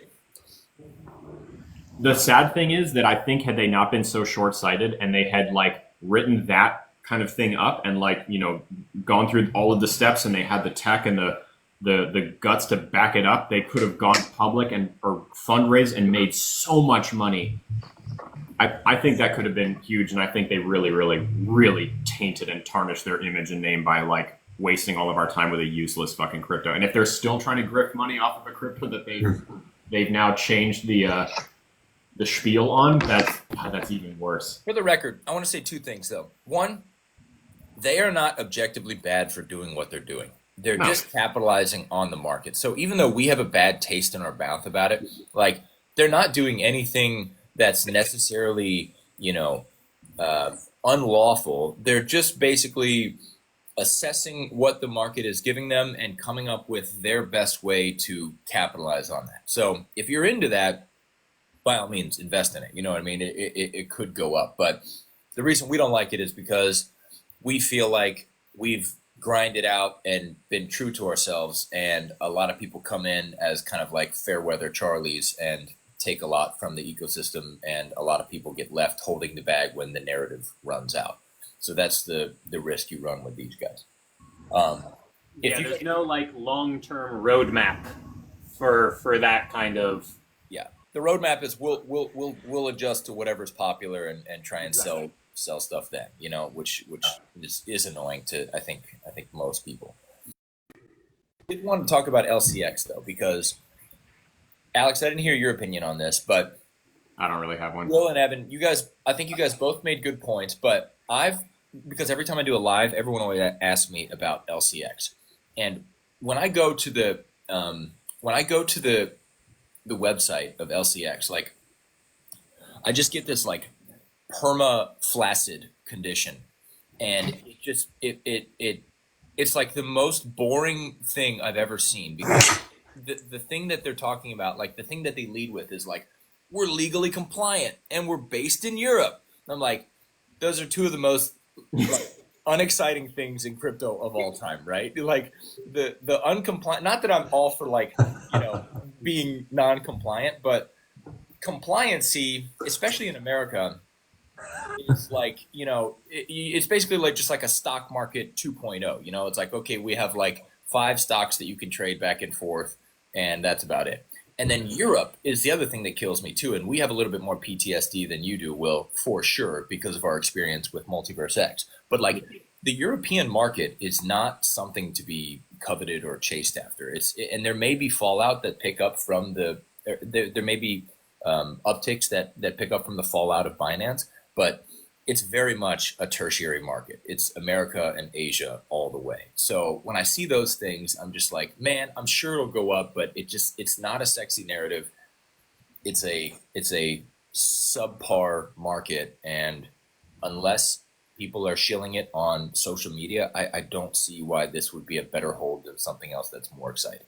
That's my I totally agree with that. Yeah, the narrative, like centralized cryptocurrencies haven't been a hot narrative trend for like 4 years or something now. Like ever since I feel like BNB came out, and then you had Crow and a few others, I think. But like, yeah, totally not in trend. Reason why I don't own it at all. There's so much hotter trends out there with better takes. And yeah, you're absolutely right. European market, nothing in comparison to the US and Asia. But I do think if they can just show like, hey, our user count is growing, and like that's just going to get the crypto community super, super excited, who is interested in a centralized crypto coin, which I personally am not, for all the same reasons you mentioned. I respect that. Not saying it won't go up. I think it will, but I think it's an interesting point, Mac, about, because we have talked about this a lot, just like the sanctity of the European market, and how, you know, we've just seen that in practice for years now. And I think that a lot of people probably just get like a little bit of a weird perception if they maybe don't have like the long history to base that on, because there's a tremendous amount of money in Europe. Like Switzerland is ludicrously wealthy. Their industry of export is quite literally just money.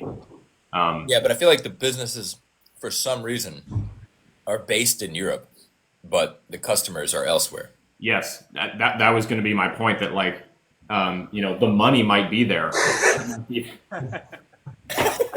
For those of you who have been watching us for a while and you have your bingo card out, you can mark off Evan works out arbitrarily in the middle of the stream. Yeah, he's got a shirt on this time. He is wearing a shirt, and he has stretch it out, you know. Sorry.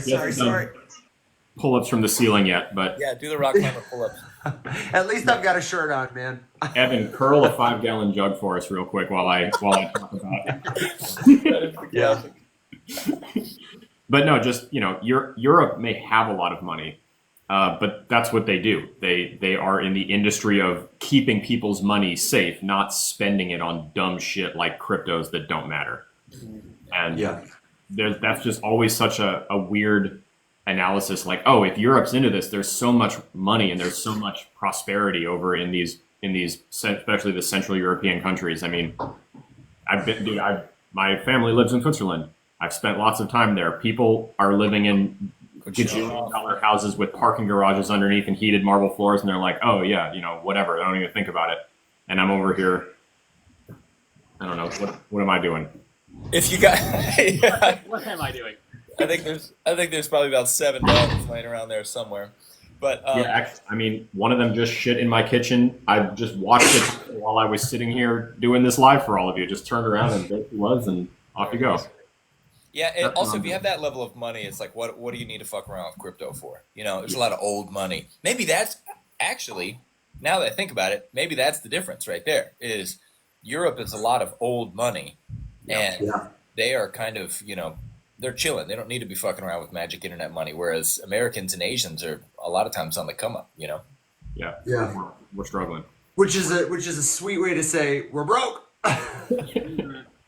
It's the American dream. That's what it's. I mean, people were talking about that just now about the GameStop thing. Machiste made a poignant comment. People are more inclined to take their little bit of government cheese, and instead of sticking it under their mattress or whatever, doing their COVID stimmy they go out and buy something. And what do they buy? They buy GameStop because they feel like, hey, at least I have a better chance with this than I have, with the US dollar sitting in my pocket. Like, that says a lot about like the state of our country and the people in it, how we feel. That's a metric, I was thinking about that in terms of lottery tickets. Remember how popular lottery tickets used to be like 20 years ago? Yeah. You would always go like pick one up at the gas station or something like that. Now it's like, man, they just buy a meme coin. It's like, oh, I had a European friend who commented on that. Just like the cultural significance. Some people in America will buy lotto tickets every payday. It's like part of the thing. I'm going to go play the Powerball, stopping on my way after work with my money. And it's just, they were really baffled. They were like, we just don't do that. I was like, well, you probably don't have to, No, that's a cultural thing. Okay, I have another one for you guys. Okay.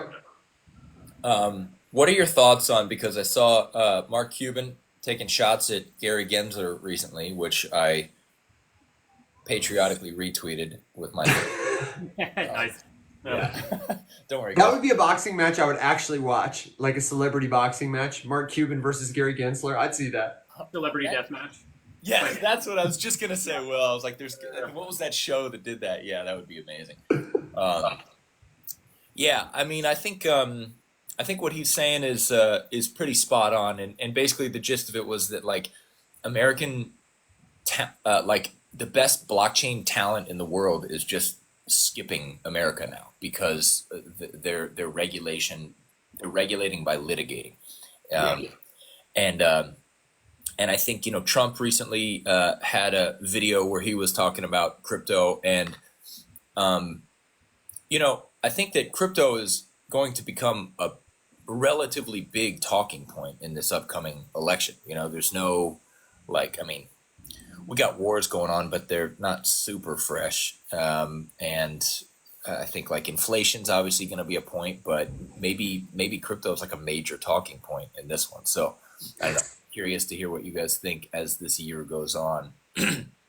What crypto will do. The thought that goes through my head, and from a political standpoint, former registered libertarian, now registered Democrat, which is an interesting switch, but I can explain that. But I'm like so upset at like the Trump presidency having like put judges in place that got rid of Roe v. Wade. And so I'm just like, all right, I'm like in my head, I'm like, I already kind of have my vote set. And then I'm so afraid that I'm going to watch a debate and Trump's going to say something great about crypto. And then Biden's going to say the most horrific thing you possibly could about crypto. I'm just going to be like, son of a bitch. God damn, this was supposed to be the easiest vote for me. Ah, God damn it. Now conflicted. And then I'll get into a fight with my girlfriend and I will have a tiff. That's the thought going through my head. It's just like anxiety of being like, oh, don't say something totally stupid about crypto, Biden. Please don't. Just be like, I agree. It's just please. That's my take on it. It's just like anxiety growing. Yeah. Yeah, I don't know. I'm just so mortified that like these are my choices. Like, yeah. And it's not even that like these are my choices. I was just talking to my mom about this. And we often compare like, the democratic process in some European countries to ours, and there's just like a couple really specific rules in place that would be so nice. So like, one, we are still so far away from this election. Like, you're not allowed to campaign more than 6 months ahead of the election in a lot of European countries, because you should be doing your fucking job, not petitioning to get it back, even though you've never done it to begin with. And there's just like so many options. Do you know how many political parties there are in Germany? It's ludicrous. And like, it is such a like joke. It's such a pipe dream to entertain the idea of a third party candidate, even one who's not even third party. You know, like, does anyone actually believe that RFK is not one or the other? You know, like whatever. So no, it's the same shit. Right, on the spectrum, like, you know, we're presented as if it's like Democrat, Republican, RFK, but really it's like this, you know, Democrat, Republican, RFK, you know. And like, to be fair, people in the United States genuinely believe that we don't have legitimate third party options. It's just that they don't get any attention because we have rules in place to prevent them from being allowed to be platformed. So like, they're not allowed to even stand on the debate stage unless they poll above a certain percentage. And that percentage is bananas high. Yeah. It's ridiculous because the DNC and the RNC just want to keep this as a proverbial battle between them because that's an easy narrative to control. It's the same shit. But like, go like dig up how many third parties we have in the United States, because there's like 35. And they always have candidates, and there are always people running, but they're literally not allowed to campaign. And my other thing on it is we have a big voting problem. Like, statistically, most of our country, for whatever reason, is highly disengaged. And so local, state elections, national elections have the best turnout generally, and we're polling like less than 30% of the people. A lot of young people don't vote, a lot of old people don't vote, and those parties would probably be more viable if people voted or, you know, felt more enfranchised, but I don't know. I think it's really tough. And it's a cyclical problem where the less engaged people are, the more powerful and like vanilla the political system becomes, and the less enfranchised people feel. And like in this Ouroboros kind of cycle. It's tough. Yeah. We do have a higher turnout each year. I think it's just like younger people getting more and more involved. So that's good. That's nice. Younger people are getting more involved, and I pray it continues. I love the way young people talk about politics, because whatever they tend to believe, they tend to be like, "What are you guys doing?" You know, they're like shaking the cage. I love it. It makes me feel old, but I love it. The biggest thing preventing us from being able to ever experiment with an alternate party, because I mean, it's going to be one or the other. It's going to be a Democrat or a Republican. They're generally disliked. Biden's approval rating was not great. Trump's approval rating was not great. And yet these guys are going to get tens of millions of votes apiece. And but the existence of the Electoral College will probably prevent a third party from ever being able, unless that's abolished, there will probably never be an alternate option for us. Like, major dismantling needs to happen before we could legitimately, like, logistically even entertain the idea of a third party having a legitimate chance. I mean, how many times did Ralph Nader run? When I was in San Diego, I had a buddy of mine, and this was back in right before Trump was about to get elected, and I asked him who he was voting for, and he's like, Trump. And I was like, really? Why? And he's like, I just want to burn this baby down. I was like, you know, now that accelerate the decline, not a bad strategy. Yeah, I love that idea, because I figure if Biden wins, then okay, you know, at least he's got, yes, he's creepy and he might have done something sexually, you know, explicit, but he's not like a registered sex offender.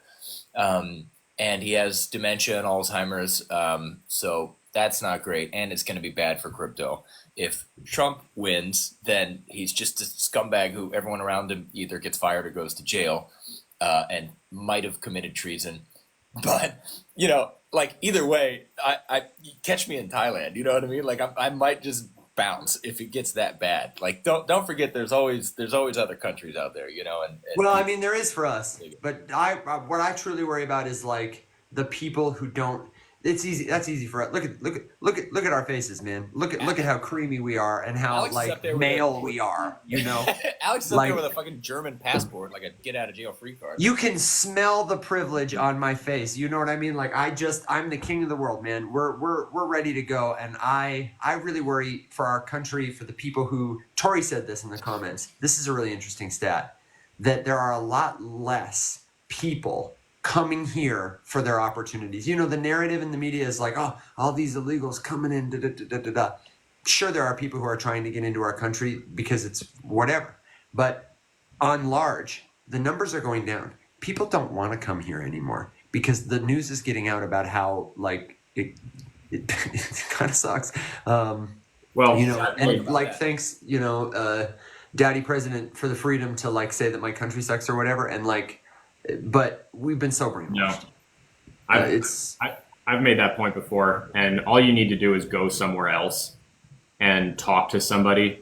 Like, if I ask anyone in my family or any of my friends or whatever, just for their general opinion, and these are all Europeans of the United States, they'll kind of laugh and give you some, little kitschy joke about a guy in a pickup truck who doesn't pick up anything, and generally, how they, freedom is a meme. Free speech is only free if you're agreeing with whoever's currently holding the stick, and all this other sort of stuff. I mean, I forget who I was talking to the other day, but I was in the grocery store and I was wearing a shirt, hat has a flag on it with the helicopter I used to work on. I was wearing a Murph shirt or something, and some guy was just he was wearing a 2A shirt, and he made some comment to me about how amen, brother, take the country back or some shit. And I was just I looked at his shirt and I was like, I'll give you $1,000 right now if you can tell me what the 9th Amendment says. He had no fucking clue. And I'm just thank you for proving my point. Have a good day. And it's just, that's the case. It's always just a meme, people in this country who have never left, who don't go anywhere, have very strong opinions about illegal immigration. I have been in the boat taking Haitian migrants off of their floating refrigerator and throwing them in a prison cell on our ship and then handing them off like cattle to a law enforcement agency to ship them back to Haiti. And I've watched them throw themselves into the ocean to get away from us because that's a better option.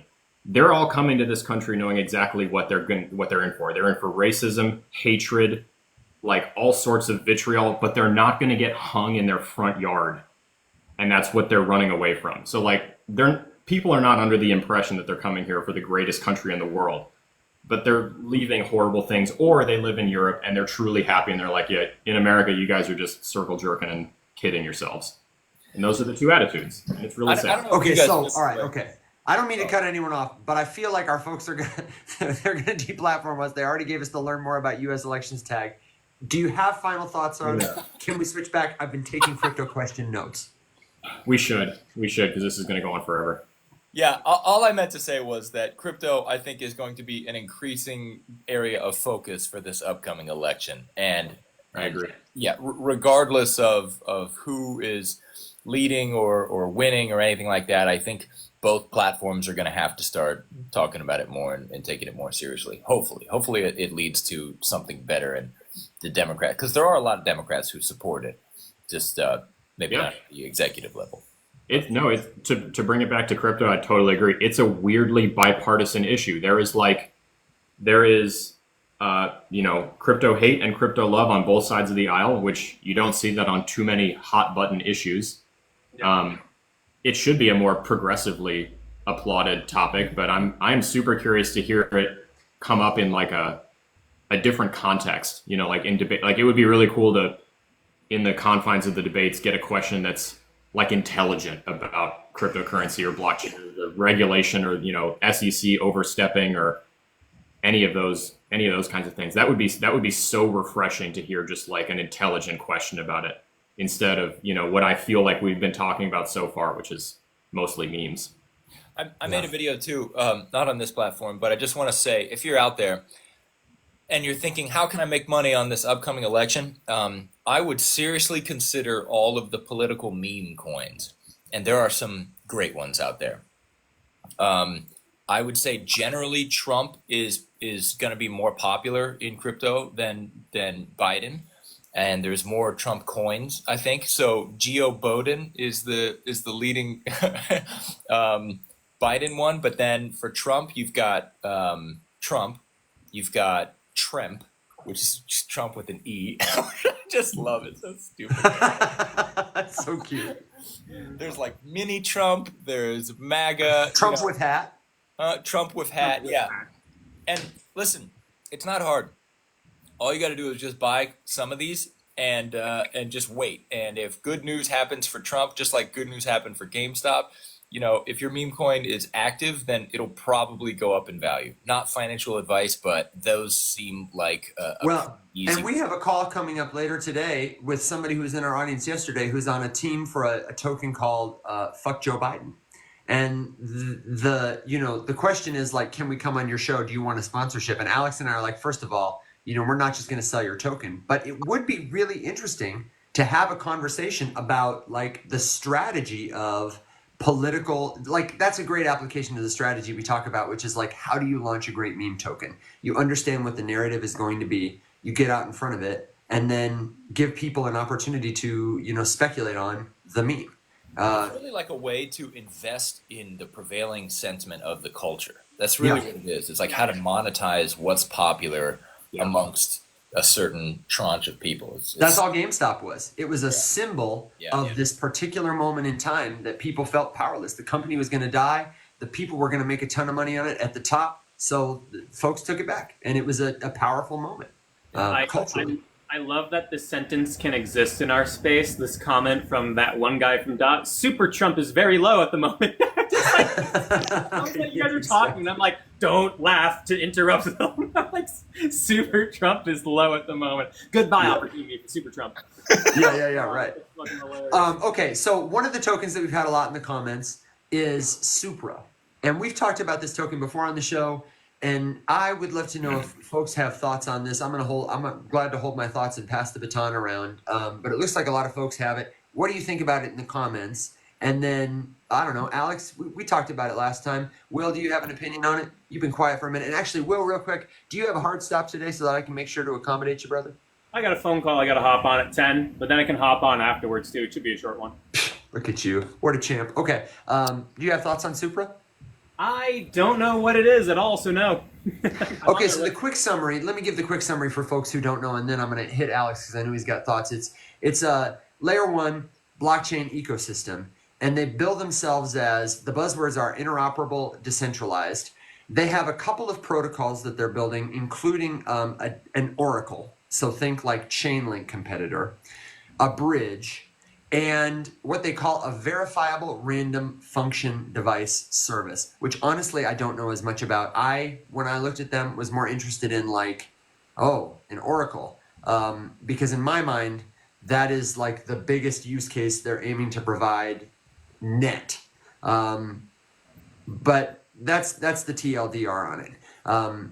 Alex, what were your impressions of it when we were checking it out, man?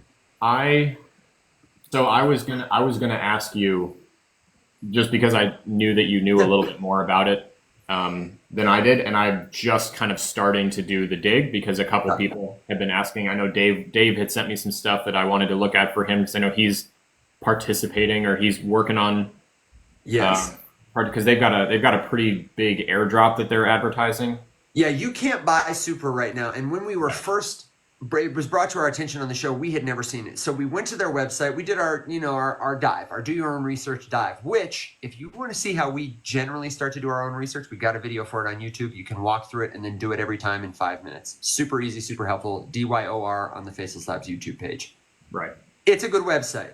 And it's oriented towards this airdrop that they have, as well as like advancing. I'm going to show you the screen just so you can get a gist of what this is if you want to play along at home. So the first thing you see is build your own DeFi Super DApp, NFT Super DApp, and it's build with Supra. It's not like buy, invest, which is a good sign to me. They're trying to attract not just the users, but the builders. But there's also the countdown to blast off is on. Join the 400 million Supra token airdrop. They got their team front and center right here. like giving me confidence. They're doing the website game right. But this is what caught my attention is this blast off thing. The name is clever, but this airdrop that they've got coming up, they're not being coy about it. This is how you can get their token. And it's like a stars sort of points system they're using to track for just different things you do. Watch a video, post about it, understand ranks and referrals, da-da-da-da. They've got a whole like roadmap that I think Dave had spent like an hour a day on for a couple of weeks. You can really do a lot. And it's a very, whether or not it's a good investment, it's a very smart marketing strategy that they've got to teach people about their protocol and then incentivize them to share it. It really reminds me of Starbucks Odyssey. The way that they rolled out Odyssey was by inviting people, incentivizing people to participate in learning about, engaging with, buying from, and telling others about Starbucks and equipping them with the tools to do it. It accomplished the business's goals by incentivizing consumers. It was like a dual value proposition. Very smart. Whether or not they're going to be able to solve the problems they claim to, because building an Oracle, you got to compete with Chainlink. Good luck. But maybe they'll be the T-Mobile to Chainlink's Verizon. I don't really know at this point, and we need to see what their ecosystem is like once the token launches, how speculation affects it. But it's like both. if you are looking for an airdrop, people are paying attention to this, so it might be a good one. Live. I mean, if there's an airdrop, you got to be able to use it, right? Yeah, exactly. And I think there's some competing incentive there, right? Are the airdroppers and speculators going to get in the way of the people who need to use the Oracle or need to use the bridge or whatever? They're raising money, they're raising funds, and they're raising attention, and they're being really smart about it. So it's a layer 1 and an Oracle? It's a layer 1 whose team-led projects include an Oracle, a bridge, and a random whatever, a DVRF, which I know nothing about. That's just yeah. That's just But I think their lead project is really the Oracle. They seem already well capitalized. It's a huge problem to solve. It's like we're a AAA game studio. We're building a game. Yeah, it's definitely impressive. The homepage. I don't know. I anytime you see a layer 1 ever, it's always going to say the same thing, that it has lower costs, better security, and better scalability. They all say that. It's like they're required by law to say that. So it's really hard. I wish that's where, I don't know if regulation would even address this, but if there were some body that would be like, hey, this is factually wrong, Solana is faster than this, or, Say is faster than this, or something like that. Because they all say it, and it drives me crazy. But what I am seeing on the website is pretty interesting, for sure. Yeah. Well, and I compare it to something like BlockDAG, which I don't know if you've seen it, but my dad has called me about it, so I know it's in people's faces. And they are leading with, like, on their homepage, the first thing you see is a picture of their miner that you can buy in order to mine their tokens. And the first thing they tell you to do is buy, pre-sale. And they make the same kind of claims. They're a layer 1. They're going to be fast. They're going to be cheap. But they really lead with, on the spectrum of how blockchain companies and ecosystems, especially layer 1s, advertise themselves. On this end, you've got Bitcoin. Over here, next to it, you've got like Avalanche, which is like, we are the future of Web3 gaming. Build with us. And then you got this Supra that's like build with us. Also earn our airdrop. But then over here, you've got BlockDAG, which is just like buy, earn. You know what I mean? And nobody's used their protocol yet. Yeah. The thing I'm just like a little worried with this is is it a layer 1 or is it an Oracle solution? If it's both, how are the team directing their efforts towards those? If the efforts are split, how are you going to really be competitive against a Chainlink if 100% of your focus isn't on being the best Oracle you can be?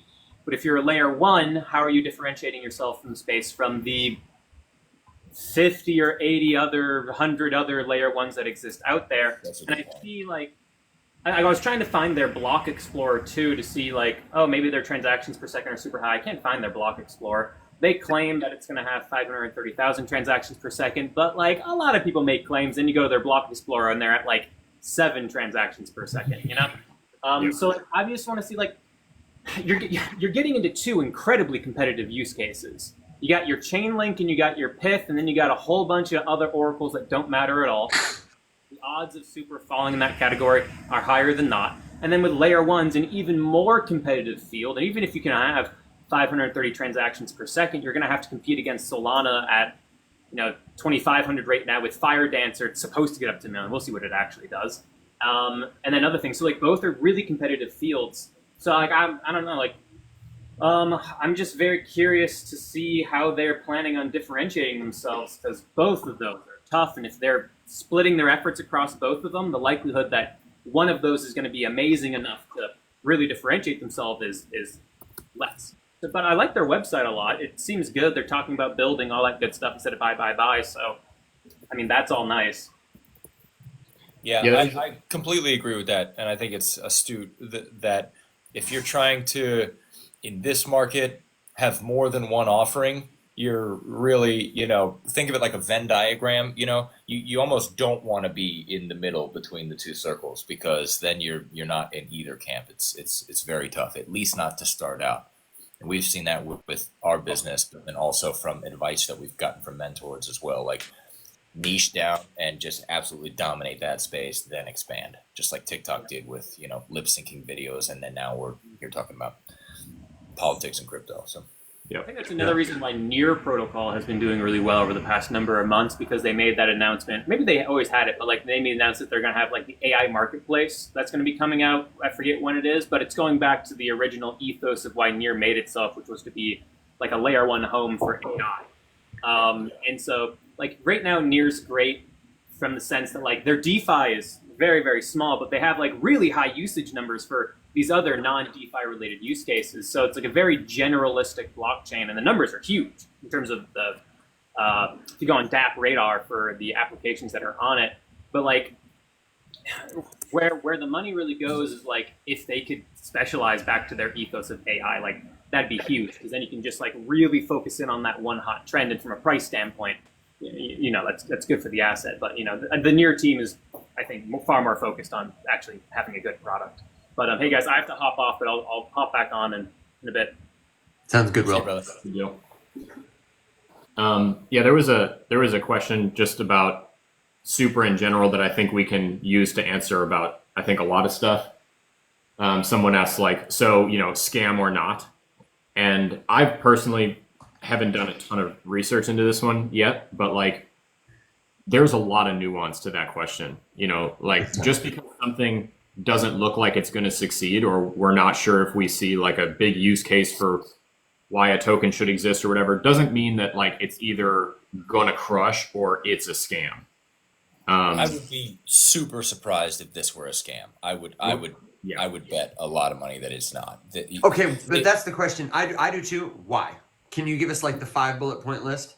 Just because of how they talk, and a little bit of that comes with experience. But if you if you go to their website, they explain a clear niche that they're trying to hit, and they talk about the state of the market in an accurate way, which I think a lot of other projects don't do. Like there's a project that I actually got rug pulled on, and it was stupid because I only invested in it because it was super high risk and low market cap anyways. But, if you check the white paper, it was all just high level marketing stuff talking about like, AI does this and AI does that. And they said things like, oh, we're going to these conferences and we'll be there and stuff. And they ended up not. And that was when it all started to fall apart. But, the fact that these guys' faces is on the website is another thing too. Yeah, that was the big thing for me, is like their faces. And then when I read about them, I was like, oh, these people have big time jobs and histories that they're putting on the line to do this. Yeah.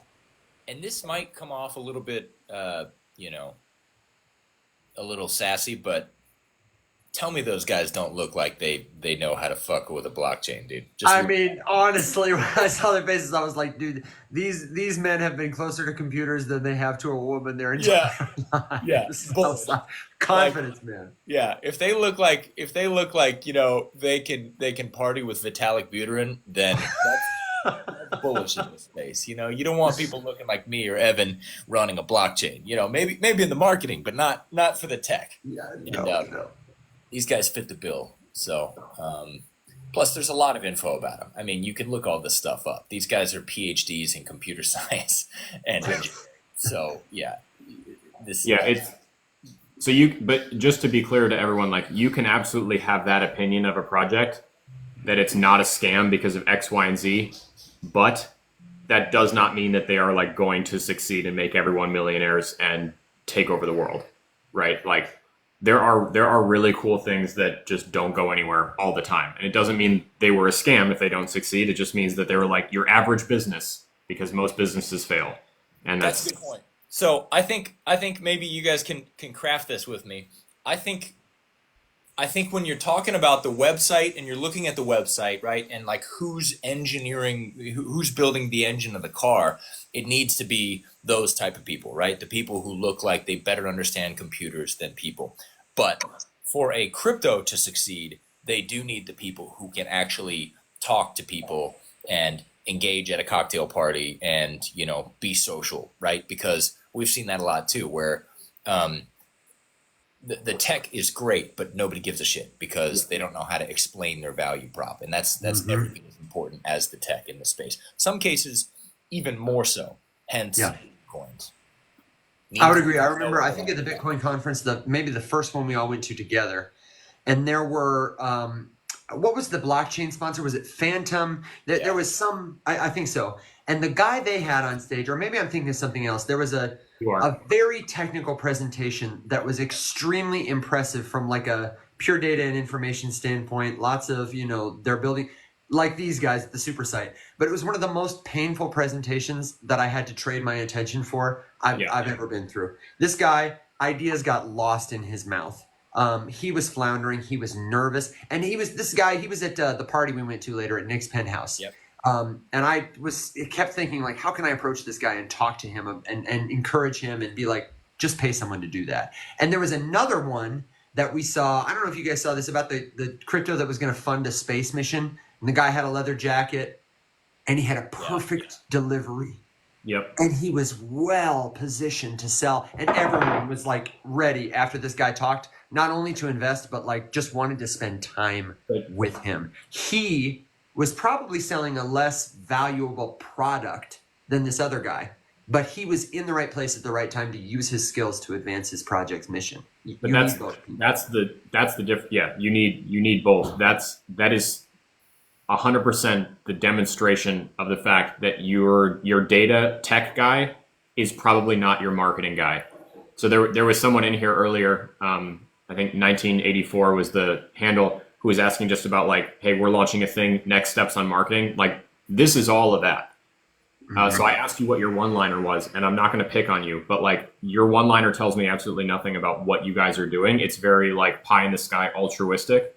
And the story that I always tell someone who wants to know why that's important is the escalator pitch. It wasn't an elevator. It could have been, but it wasn't. We were at NFT NYC. I was on an escalator. There were two guys in front of me, did not know each other. One of them was a vendor there to present. The other one was a viewer just there to browse. And they looked at each other, saw the badges. The guy who was just there to browse saw vendor. He's like, oh, you're here for your project. What is it? And the guy just kind of like fumbled over his own feet for like the next 20 seconds until the escalator was at the top. Never was able to tell the guy like what they did. He couldn't get the line out of his mouth. He didn't have one prepared. He didn't know how to describe it. And he was like, I'm sorry, that was not great. Like, let me start over. And the guy was like, nah, it's cool. I got to run. And he left. And you missed that opportunity. Yeah. So lesson number one, if you're going to market something, is you need to be able to tell me what you do in one sentence. And if you can't do that, you got to figure out how to do that. And giving me kind of like the speaking to your character or the nature of your project. So like, you know, we want to leave the world better than we found it. Literally every business on earth wants to do that, allegedly.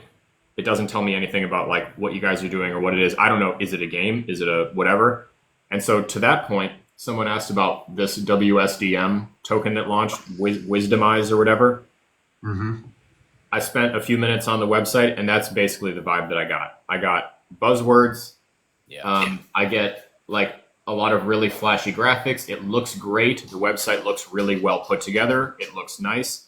But like all I get is that it's like about AI predictions for trading. And I'm like, okay, no thanks. Oh, that makes me nervous. I got offered that one actually. Really? Down. Yeah, I was like, this is stupid. Yeah. Do you want to hear what the pitch was? Yes, Absolutely, I want to hear the pitch. This is a valuable conversation. This is good. So the token generation event is today, so that's probably why they're asking about it. 2 hours ago, just happened. Huh? Oh, okay, yeah. So there's 2 paragraphs. This is what they say. Established in 2021 by a team of MIT and McKinsey alumni, is a Swiss-regulated company aiming to make investments across DeFi and CeFi spaces more accessible and profitable through a one-stop shop AI-powered platform for investors and traders. At the core of the offerings, Wisdomized Brain is an advanced multi-layer AI architecture that enhances financial decision-making by analyzing vast amounts of data, forecasting market trends, and executing trades with precision.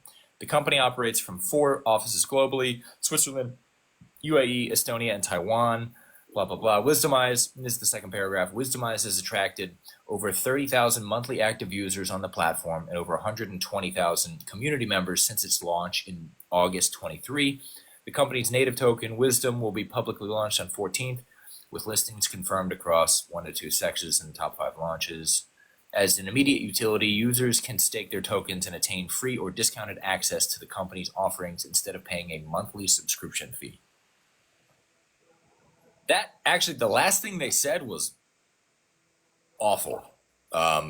Monthly subscription fee sounds bad, but I don't know what you guys took from that. But for me, what I absorbed is that it's an AI, enhanced trading, platform, basically. Yeah, what it sounds like to me is somebody has a subscription to GPT-4, has wrapped it into some sort of custom bot. They have people on the team from Estonia, Taiwan, whatever. The same way that Faceless Labs has offices in South Africa and Australia and you know what I mean? Spain, England, whatever. Yeah. That's what I take from it. And literally, I've seen 30 other companies that do this, and most of them are scams with their own website where when you send them money, they don't let you withdraw, kind of thing. Yeah. And I wouldn't touch it. Who knows what kind of grades that guy got at MIT? Yeah, could have been a D student. But I give that example all the time too. That had I pushed it, I probably could have gone to Yale or had a good chance of going to Yale just on the legacy.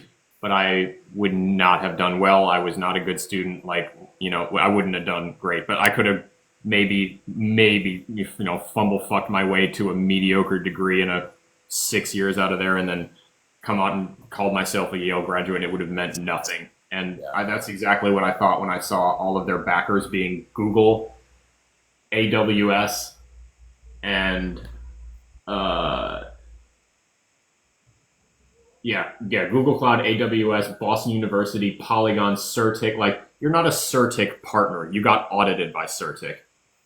You're not an AWS partner. Your website is hosted on AWS West. Oh, God, that drives me crazy when people do that. Oh. Yeah. So, if you're trying that hard to convince me of, how legit you are by, misrepresenting the status of your partnerships, that just, really rubs me the wrong way. Wow, and did you see this? Zigzag said it went to 0% on the token generating event and offered a refund to VCs if they wanted it, which I'm interpreting to mean the price went to 0 and they offered just the money back kind of thing. I'm not sure. Clarify, Zigzag, but that sounds painful. The token has been live for 3 hours. I mean, look at the 15-minute chart though. That's pretty typical for a fresh launch though, so it's really hard to tell. Look at the 15-minute chart. Oh yeah. What's that one show? Because there's always going to be a massive, fuck you candle with a wick with a huge top wick in front. That's a bar of volume down there. Yeah. It's a skyscraper. So the launch was exclusively everybody selling. Did they have an airdrop? I wonder. I don't know. Yeah, you gotta. I was about to make a video too about this, but I don't know about you guys, but I'm almost done investing. my bags are pretty well Packed. Yeah, there could be the one-off, here and there, but like one of the big mistakes I made in the last bull run is doing a lot of these investments, whether they be pre-sales or regular, too late in the cycle, and they like a couple of them launched in late 2021 or early 2022, and it's just like, well, I guess I hope that these guys make it for another 3 years till the next bull run because I'm not making any profits here, So. Yeah. You gotta, it's kind of like halftime almost. And we don't know. It's interesting. I don't know what you guys think. I think we've touched on this before. And I know Will said, he made a video where he said that he thinks the bull run is going to go through mid 2025 or late 2025. And I'm thinking that it's anything can happen, but I'm kind of aiming more for like very early next year and starting to take profits by the end of this year. Any thoughts? Or do you think it'll make it to mid to late? Evan and I, we just talked about this a little bit yesterday. Mm-hmm. I'm having a really hard time with like two key differences between this and the last one. And I cringe a little bit when I say that out loud because we all know how it goes when you say this run is different. Like I hate that. But despite some pretty monumental movements and like a bunch of activity that have definitely given the impression that like we are in bull run territory and doing bull run things. Right now we're like, and I'm talking about Bitcoin here because alts are always, here and there. We came down pretty big from the all-time high and we're just like holding so strong. It's ridiculous. I haven't seen it quite behave like this in bull run territory for this long. For Bitcoin. And that's for Bitcoin. And that's a little odd. Plus too, a lot of the typical like, on-chain metrics to show like who's buying, how much are they buying, whatever. There's a lot of data to indicate that retail's not really here yet and haven't been here. Yeah. And that the overall volume numbers were like really different from the last time that it all started. And so I mean, this is like a long way of me saying I have no fucking clue, but like usually like the last couple, I felt pretty confident to say like, yeah, it's pretty clearly like we're in the bull run, and here, like I genuinely don't know. It's too weird. Like the new Bitcoin all-time high before the ETF getting more volume than any other ETF has ever gotten before, but also that's still ending up with where we are now with like inflows really slowing down. We've found like theoretically a pretty strong floor for Bitcoin. Alts have bled a ton, but like some like narratives are super decoupled and running all by themselves without anything else running to support it. Bitcoin dominance being like really fucking high, but some altcoins still putting up humongous numbers in just like ways that haven't seen before, and just like way more decoupling has happened, and yet we've not come into the things that people always predicted would be part of the decoupling, like ETH flipping Bitcoin, or a major unseating in the top tens or something like that. Like I don't know. It's just really fucking weird, and I genuinely have no clue. But I'm inclined to say that no, I'm not even. That's a bull-faced lie. I straight up don't know. I'm so fucking like out of my element. Plus, I'm kind of removed from like watching prices right now, so I'm just having like an even harder time doing it. Yeah, I don't remember what I said on the show yesterday, but I think my general sentiment is like first of all, Mac, I'm not where you are, brother. I am not as flush as you. I'm not as high a net worth individual, and I was not when I was. We started around the same time, but my start looked like buying a little Bitcoin and not really understanding it yet. I didn't understand it until a couple years later and start paying attention and investing more capital. And right now, I don't have a ton of capital coming in during the bear market when I really would have been going heavy on my like high conviction plays. So I'm still kind of just moving and grooving slow. I'm gonna have to. My kind of strategy is work up to my bags, and they're mostly like boring tokens, and stake stuff. And make a couple of higher risk, smaller value plays that will, generate higher returns, kind of thing that I'll move into my stables. And eventually, when I'm ready with the growth and volatility, I'm moving to index funds. You know what I mean? And probably Bitcoin, index funds and Bitcoins. And then I'm going to use ETH to do stuff with and play because I love it here. But absolutely, when I'm ready, that's where I'm going. And in the meantime, I think we're going to look back at this period and call now until whenever there's a huge blow off top, whatever we do in between. I don't think it's likely that we're going to just go, but I also acknowledge I don't have a crystal ball and I don't know.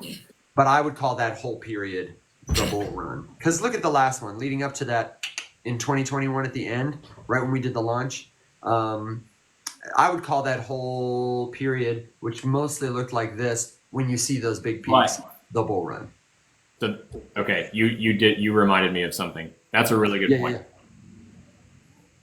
The difference, I think the reason I'm feeling so like clueless about it is last time, just in the last bull run, right? We had crazy run up, and then over the summer, remember, it was like it's all over, we're all doomed, crypto's dead, blah blah blah going on, and it cratered. And that wasn't like a full 20% and flatline for 6 months. That was like a to the core of the earth crater. And then it did it all over again and just like skyrocketed until November. Like huge gains again. Every loss was wiped out over the summer or whatever. Yeah.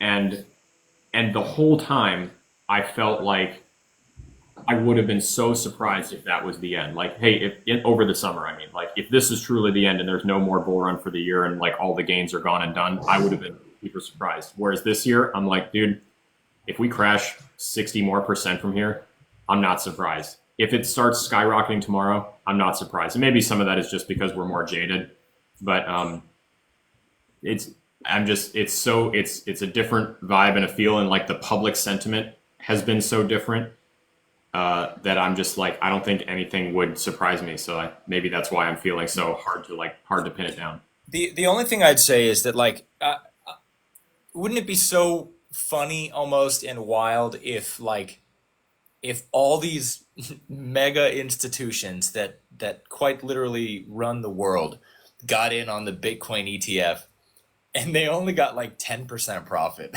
and then it just went to shit. Like, wouldn't that be so wild? I mean, it's possible. It's certainly within the realm of possibilities, but like, that seems pretty far-fetched to me, knowing what we know about previous history, about governments, about trillion-dollar asset managers, and how anxious they were to get in on this. You know, like, I don't believe that 73,000 was the top. That's only like 4K more than the previous top. So if you believe that, then it's a matter of, okay, when do we hit the new all-time high?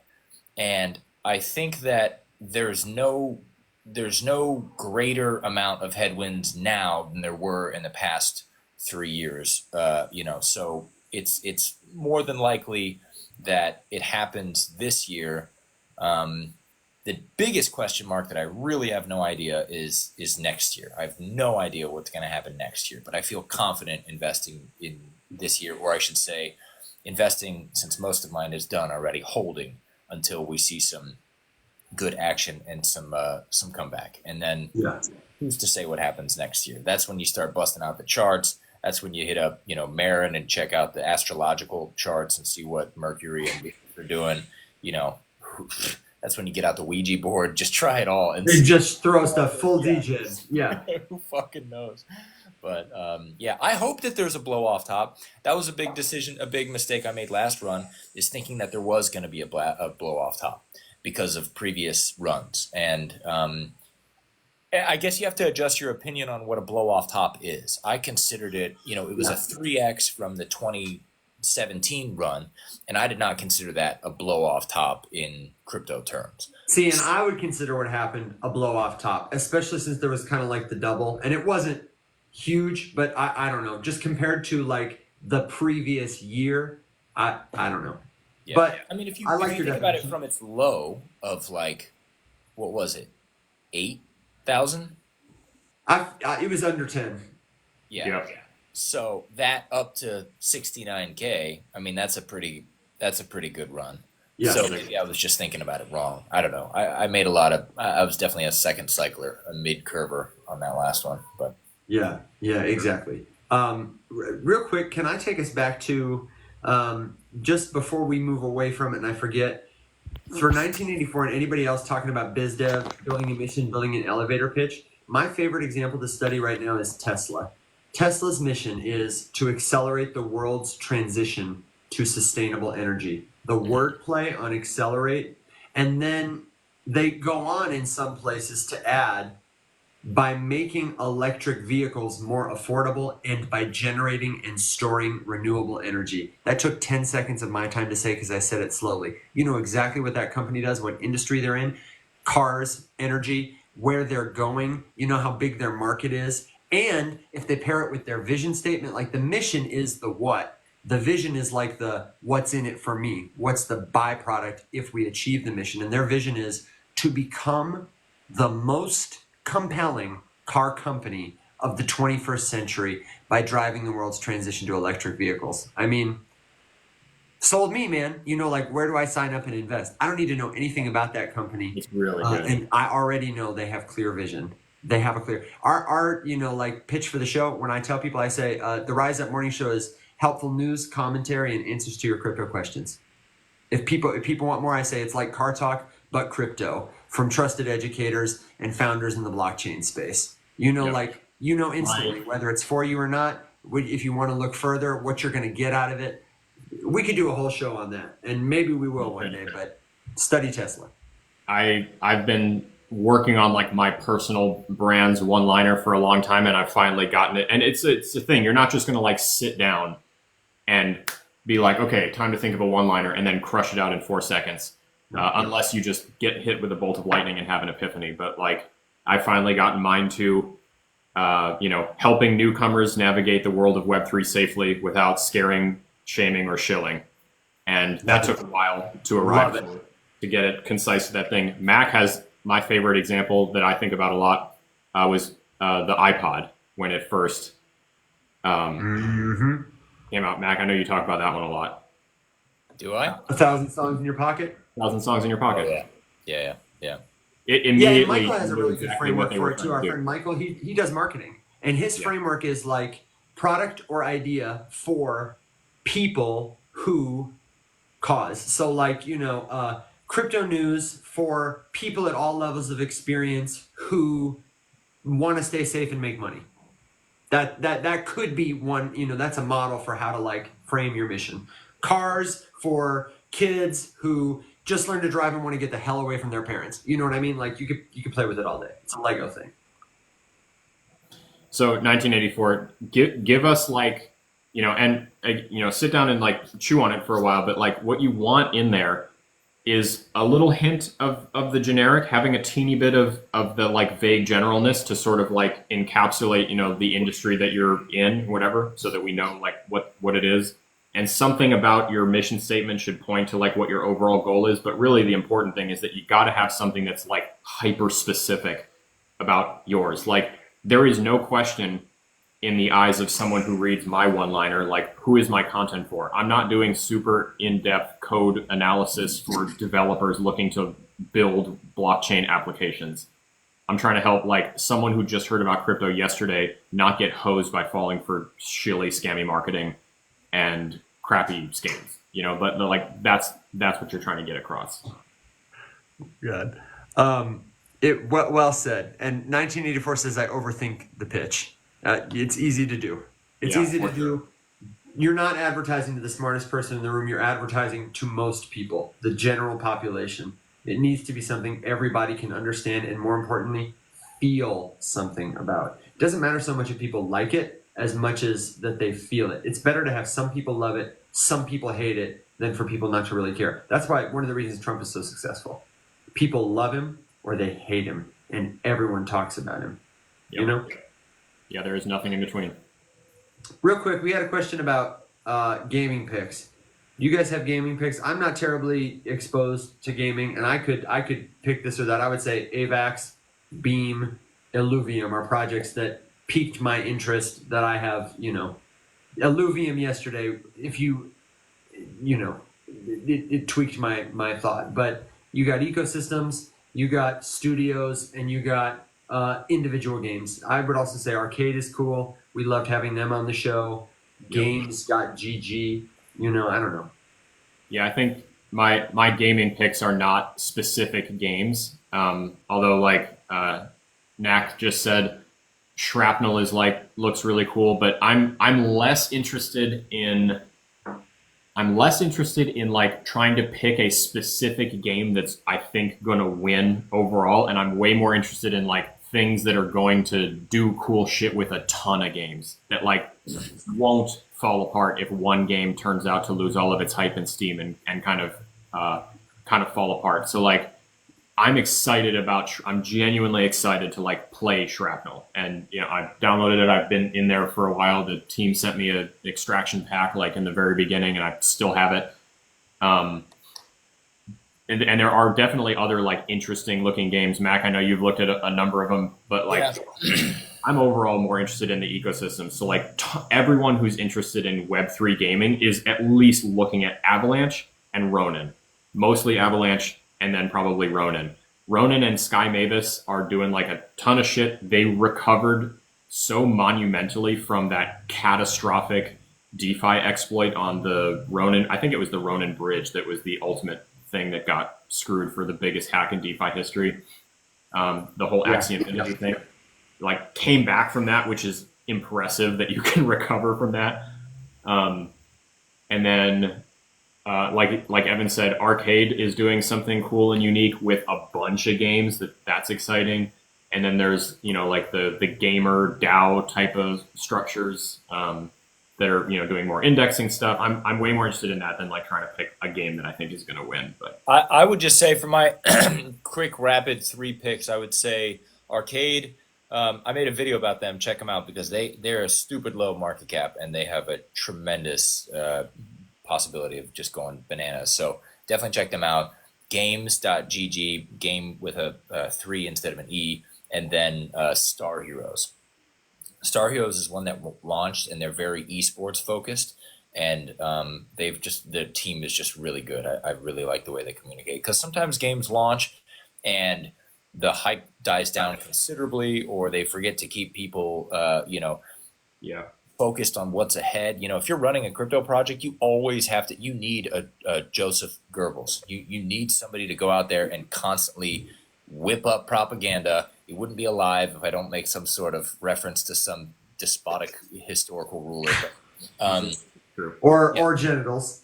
Or genitals, yeah. But we checked both of our boxes today, so we're good. But yeah, you have to have your investors constantly kept aware of what's happening in the future. Otherwise, they're going to forget and chase the next shiny thing that's just coming out. Mm-hmm. And they do a good job at that. So. And the other what did somebody say? The narrative play. People are often right now talking about which narrative. What do you think about RWA? What do you think about AI?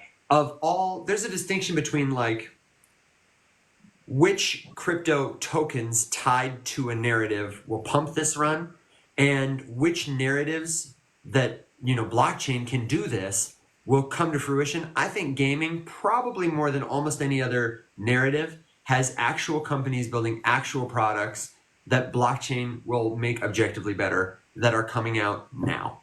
Versus like most of these AI projects absolutely don't need a crypto. They're just fundraising because AI is cool and we can sell you crypto right now.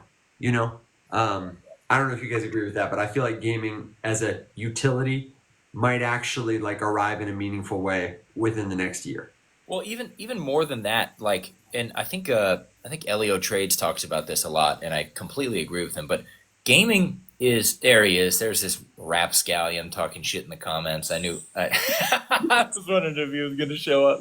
You're dude, welcome. If you bring back McChicken, how many times do I have to say it, dude? Oh my god, I forgot about the crypto McChicken. I'm not making content, man. People I didn't ask, dude. I'm just saying, bring back McChicken, okay? What is McChicken? You didn't see when Daniel was on his McChicken arc? Yeah, no. I went like a good like 3 weeks as McChicken. Oh my, Evan, the caliber to which you have missed out. He was just making content, but it was a picture of McChicken, but only with the eyes and the mouth cutting through. So it was just like super fucking funny. But anyways, yeah, dude, that's my favorite Daniel by far is McChicken. Mac, now that I've completely forgotten about it. Now that you brought it up and it's not a thing anymore, I'm exclusively angry about it, and my day is ruined. Maybe there's a chance. Maybe he'll, Tom Brady this bitch and come out of retirement and put it on. But yeah, all I was gonna say about the gaming thing is that gaming is something that is easy to understand for people, and that is a big deal because you talk about all these different things with AI and modularity and parallel EVM versus modular and deep in, like there's a lot of buzzwords that you kind of really have to be in the space to know what they're doing. And gaming doesn't need that. Game is just very visual and people can understand it. So that has potential right there. It's a meme coin, right? Exactly. It's more accessible like meme coins. Yeah, people see it, they get excited. It's nostalgic. It really is all about like what they see and what makes them feel good. Yeah, the story. Yeah, that's all it is. No one actually gives a shit about what it's actually doing. I mean, people care, but the people who care end up not making money. Yeah. Do you have any opinion on BitTensor, Tau, and that whole ecosystem? No, I'm not gonna go anywhere that's not Solana this bull market. Speaking of Solana, DeFi Daddy's in the comments, and I have said to him I'd love to have him on the show to talk about a variety of things. But one of the things he has said is he thinks that this run, Solana, will flip ETH. Maybe. Yeah, it might. No one's doing Ethereum, and the layer 2s have successfully spread out all the money, right? Mm-hmm. Like you grabbed the Ethereum community and you broke it apart into a bunch of layer 2s, and now they're done. Well, and plus you got the activity on Solana. You've got, I would argue, the best DEX/aggregator/swap platform in the game in the form of Jupiter. Yep. And just I don't know, it's moving and grooving. It feels Are you better. buying Solana too, Daniel, or are you keeping it low cap?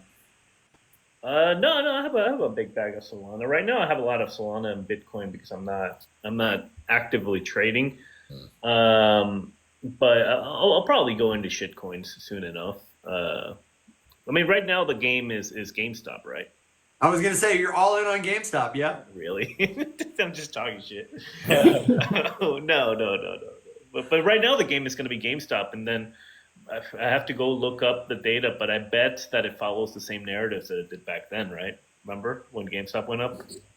Oh, absolutely. And we're in an election year. Mack was saying a probable statistically good play right now is election memes. Like people are getting ready for memes. GameStop's here. We're inciting against the system. So Trump, fuck Biden, whatever. That's coming up. Is there going to be a third party guy that comes in out of nowhere like D's nuts that we can make a meme coin out of? Remember that happened last time? Yeah, he was on the ballot for one of the states. The guy's name was D's nuts. You know who's Maybe literally you just got to do that. You just have to sign up. It's like 15 grand. Do I need to do that? But I'll make a coin for it first so I can get the. And that's what you put on your website. Yes, like we are launching a meme token to get on the ballot. No, listen. I cannot believe that this just occurred to me right at this second, but there is literally a guy who has run for president and he's got notoriety and he's been there for years and years, who is a walking meme coin, Vermin. Yeah, Vermin. Absolutely. Vermin should have a meme token. Why does Vermin not have a meme coin? He literally wears a boot on his head and gives philosophical interviews. Like, there's a lot of Kanye memes, or I would totally say Kanye, but he's got a ton of memes. But dude, I've never seen a Vermin meme. I've never heard of him, so that's oh, Matt, you're in for a treat. I'll DM it to you. Yeah. Honestly, I'm looking to see if they got a Vermin token. They should. I mean, who is he? Is he a person you know, or is it just someone you? Yeah, Vermin Supreme. He's a political satirist who's run for president a lot, constantly, and he has like a legitimate platform. If you Google Vermin Supreme, his full name is Vermin Love Supreme. But he's absolutely a meme. Yeah, that guy. That's a walking meme coin. Wow. Yeah, he wears like a wizard hat, kind of, to protect himself from, whatever. The giant He's rubber a, boot. he's a performer, activist. I think his part of his platform had to do with like some legitimate stuff, like giving people access to dental care. But then also, I'm pretty sure he's the guy who promises that everyone will get a pony. Yeah. Pretty great, right? Yeah. Nice. What's not to like about that? I mean, he should make a meme coin. He got fourth in the New Hampshire primary in 2016, and I'm pretty sure he has had some other like notable moments. He has garnered some, like, it's a joke, but he has garnered like legitimate support because he's kind of like, just like there was a guy who launched a satirical presidential campaign and he legally changed his name to literally anybody else. That's funny. Pump.fun launching it right now. There you go. Yeah. Honestly. Dude, when McChicken token. People don't like McDonald's anymore. It's not even fun. No, it's true. Yeah, but what I'm going to do is I'm going to they're launch being a boycotted. chicken token, and on my website where I say that I'm partnered with AWS and Chainlink and Google, McDonald's obviously is the top sponsor, partner. I like that we just got the U.S. election banner back up because I was talking about Vermin Supreme. They're Yeah, bullish.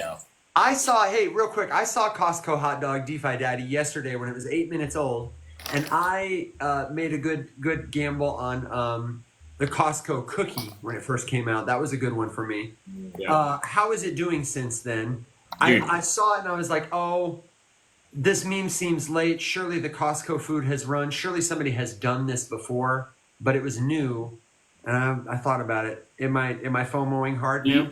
The Costco, see, like I haven't heard of Costco hot dog, but my first reflex is like, isn't that like historically, wasn't it dramatic recently because they changed the price on it, or it's not supposed to have the price change? So obviously what you should do is launch a meme stablecoin called Costco hot dog and peg it to $1.50. Yeah, or Costco hot dog classic for the real crypto people. You know what I mean? Like, who understand that this is like the OG before the price went up. The hard fork. Yeah. Before the hard fork. God, that's brilliant. That's You make it a farm, like Luna. That'd be good. that's brilliant. That's For sure. Listen, man. This is the show you come to get your ideas for the meme tokens. And if you're gonna listen, we've always said if you're gonna be a meme launcher, the play is spray and play. yeah. Get tuned to the culture, know how to launch a token, and just be ready when something happens. When Will Smith slaps Chris Rock at the Oscars, be the first guy to press send. And that's it. All we ask is that you let us be anonymous seed investors. Yeah, just airdrop us. Help us out. Or just Well, it's like- airdrop us, yeah. The trick is that you need to make friends in like India or over in Southeast Asia. That's Bangladesh. you gotta get that going. They I was launched. thinking about that. Like, how does one do that? Like, What do you mean? Become a meme lord? how does one find the people in India who can like launder your money? They don't launder your money. They just launched the token, and then you're a seed investor in the token.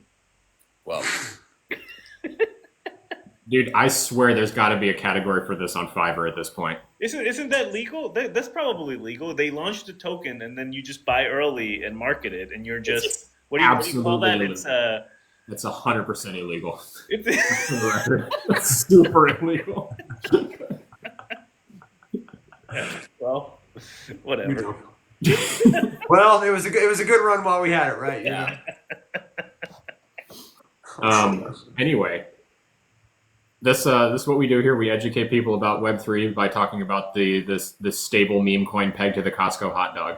Yeah, exactly. I was trying to keep this stream alive until Will could make it back, but I almost feel like we're nearing the point where we're well met. We need to start going around doing some final thoughts. Before we do that, let me say, if you're new here, if you don't hang out here, we're here Monday through Thursday, 7 a.m. Central Standard Time, answering your crypto questions, sharing helpful news, commentary. And if you want to get caught up on all the stuff we do, you can check out our YouTube channel where we upload these streams. You can check out the Rise Up Morning Show newsletter, which is totally free, brief, best bullets from the show if you don't have time to tune in every week. And finally, you can join the free Discord community. All of it is available at theriseupmorningshow.com. We're working on bringing you more value, building a better community so that folks don't have to miss out, get scammed, can participate in crypto because they understand what it is, and then they can have friends while they're doing it. Because, spoiler alert, absolutely no one in your real life is going to talk to you about this. You're early.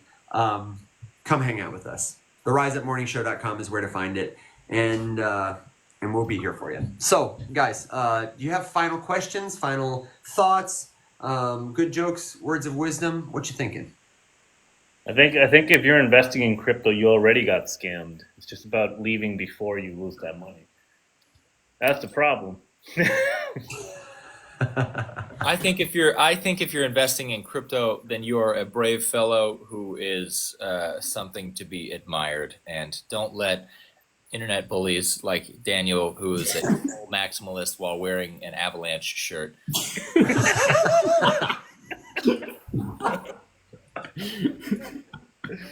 Avalanche is trash.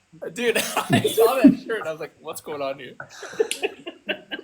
Did they give it to you for free at a conference or something? Were you down bad? No, they emailed it. They mailed it to me. I got that shirt too. Yeah. They just messaged me and they were like, "Can we give you a T-shirt?" I was like, "Sure. I'm not going to talk about you. If you want to give me a T-shirt, I'll take it." And now it's like a PJ T-shirt. I'm basically in PJs right now.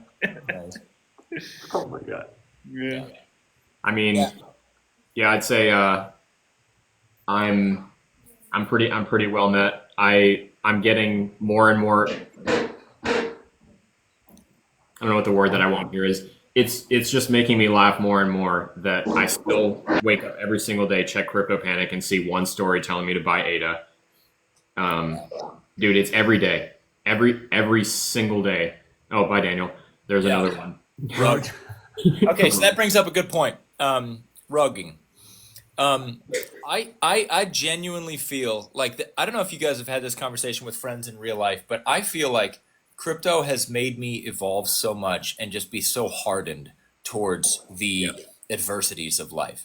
There are all kinds of things that can come your way in life, and if you're not investing in crypto, you're going to be saddened by them. You know, you're going to be caught off guard. You're going to be surprised. It's going to affect you emotionally.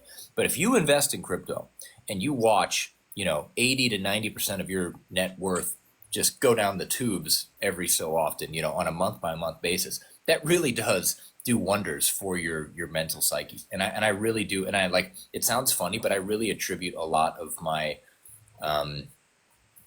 battle hardenedness to just being in this industry for a long time, just eating glass, for years. And it's honestly a gift. So, Daniel, you're still in the comments. Okay, I was gonna say. Oh no, this is Will. I'm bringing him up for his final thought. Will, you missed some unhinged stuff. We had Daniel back up here. We were talking about some good things, some wild things, and we're going around doing last thoughts, good jokes, words of wisdom. So if you have a question or you have a thing you want to cover, please feel free to do it. But also, prepare yourself. Say something epic. Continue, Matt. Oh no, he just took a bite. He's like. I just think it's something epic to say. I'll just say what I always say when I'm in this. Buy every single coin that I'm in. Make me rich. Send me money. I'm gonna put up a GoFundMe. Send me it. I need it. I totally need it. Give me your stimulus check. That's still hanging around apparently. Listen. Yeah, Mac. That was one of the things we covered is that Jamie Dimon's Out of Touch interview where he said that the American consumer is crushing it because we still have all of our excess money from COVID stimulus checks. Yeah. Right. Sorry, Will. I'm saving all my COVID money. I just can't give it to you. Yeah, no, I got to keep being a well-off American consumer for another decade with my bags of stimulus money. Yeah. So go listen. If you're here on the show and there's somebody on the panel you don't follow, you absolutely don't have to follow them. But this is a good group of people, and that extends to the folks who are in the comments. If you're gonna send Will your money, send Tori your money. Pump our bags and invest in our whatever. There's no data, just vibes here. My final thought, good joke, word of wisdom, is be sure that if you are going to, especially if you're new, invest, gamble, that you spend just a little bit of time doing some basic research to check that the URL is correct, like the website, that that you can, in fact, withdraw the money you are sending from that platform, that the FTC has not received complaints about the company you are about to send your money to, and when in doubt, the best thing you can do is find a community of people who are not going to try and sell you something, who you can at least ask a question to. If you don't have those friends in real life, you got them now. There is absolutely no problem to send somebody here a DM and say, hey, heard about this. What do you think about it? We might be too busy to answer you, but use your community. Accelerate your learning journey. Don't get hosed.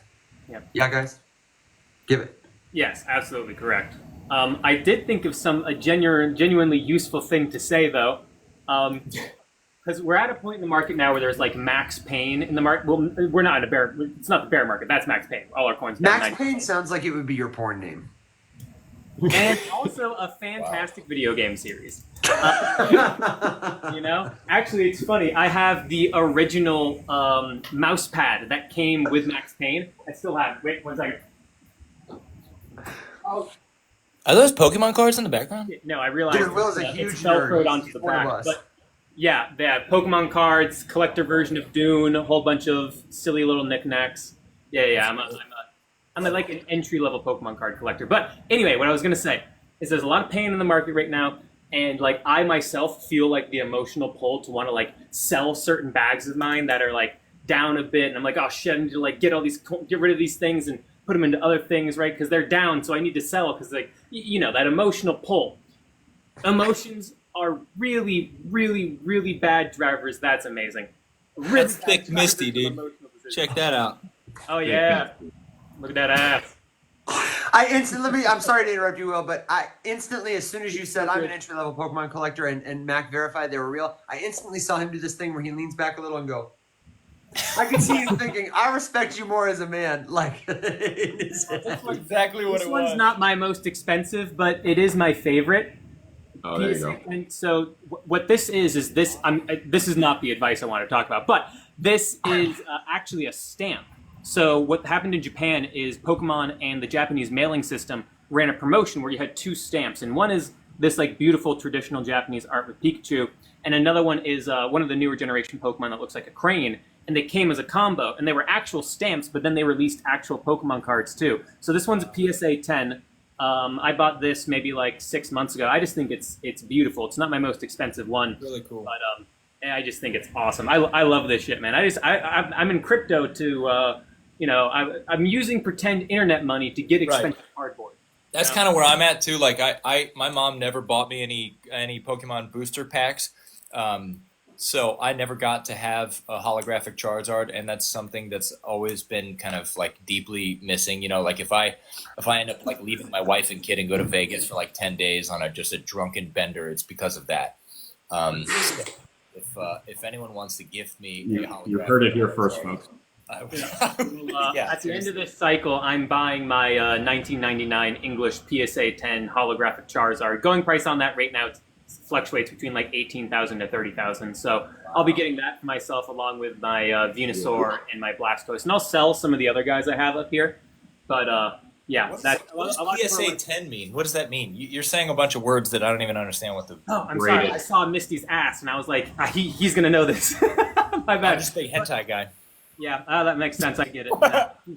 But all those tentacles. But anyway, so PSA is probably the leading grader of cards. There's PSA, and then there's GDC. I forget the other one I have, but PSA is the leading grader of cards. So if it's a 10, that means it's perfect. And then you get a 9 and 8 and 8.5 to 7, so on and so forth. Got it. Yeah. It's like the diamond rating scale for like. Yeah. VVS and okay, cool. Yeah. And then okay, so Will, you were making a legitimate, serious point before we all became total nerds. Please continue your point, and then for people in the comments, tell us what nerdy thing you're going to invest in. But let that be your final thought. When the bull run is done, tell us what you're going to buy, and Will, give us some meat. What, the actual genuine advice? The true genuine advice. I know it's going to be good. Yeah. Basically, your emotions want you to sell right now, but your emotions want you to sell when the market's down. That's how losing is made. You don't make money buying the top. because you were excited and you dove into a project, and then you sell low because your emotions want you to sell because you think it's a scam or it's a rug or I see all these claims made of projects that are solid projects. The market's just down. This is just crypto, baby. And your emotions want you to do the opposite of make money. And that is true 99% of the times in financial markets. If you feel one way and you feel that emotional pull and your silly monkey brain and our silly emotional hearts want us to do something, take a step back because it's usually a mistake.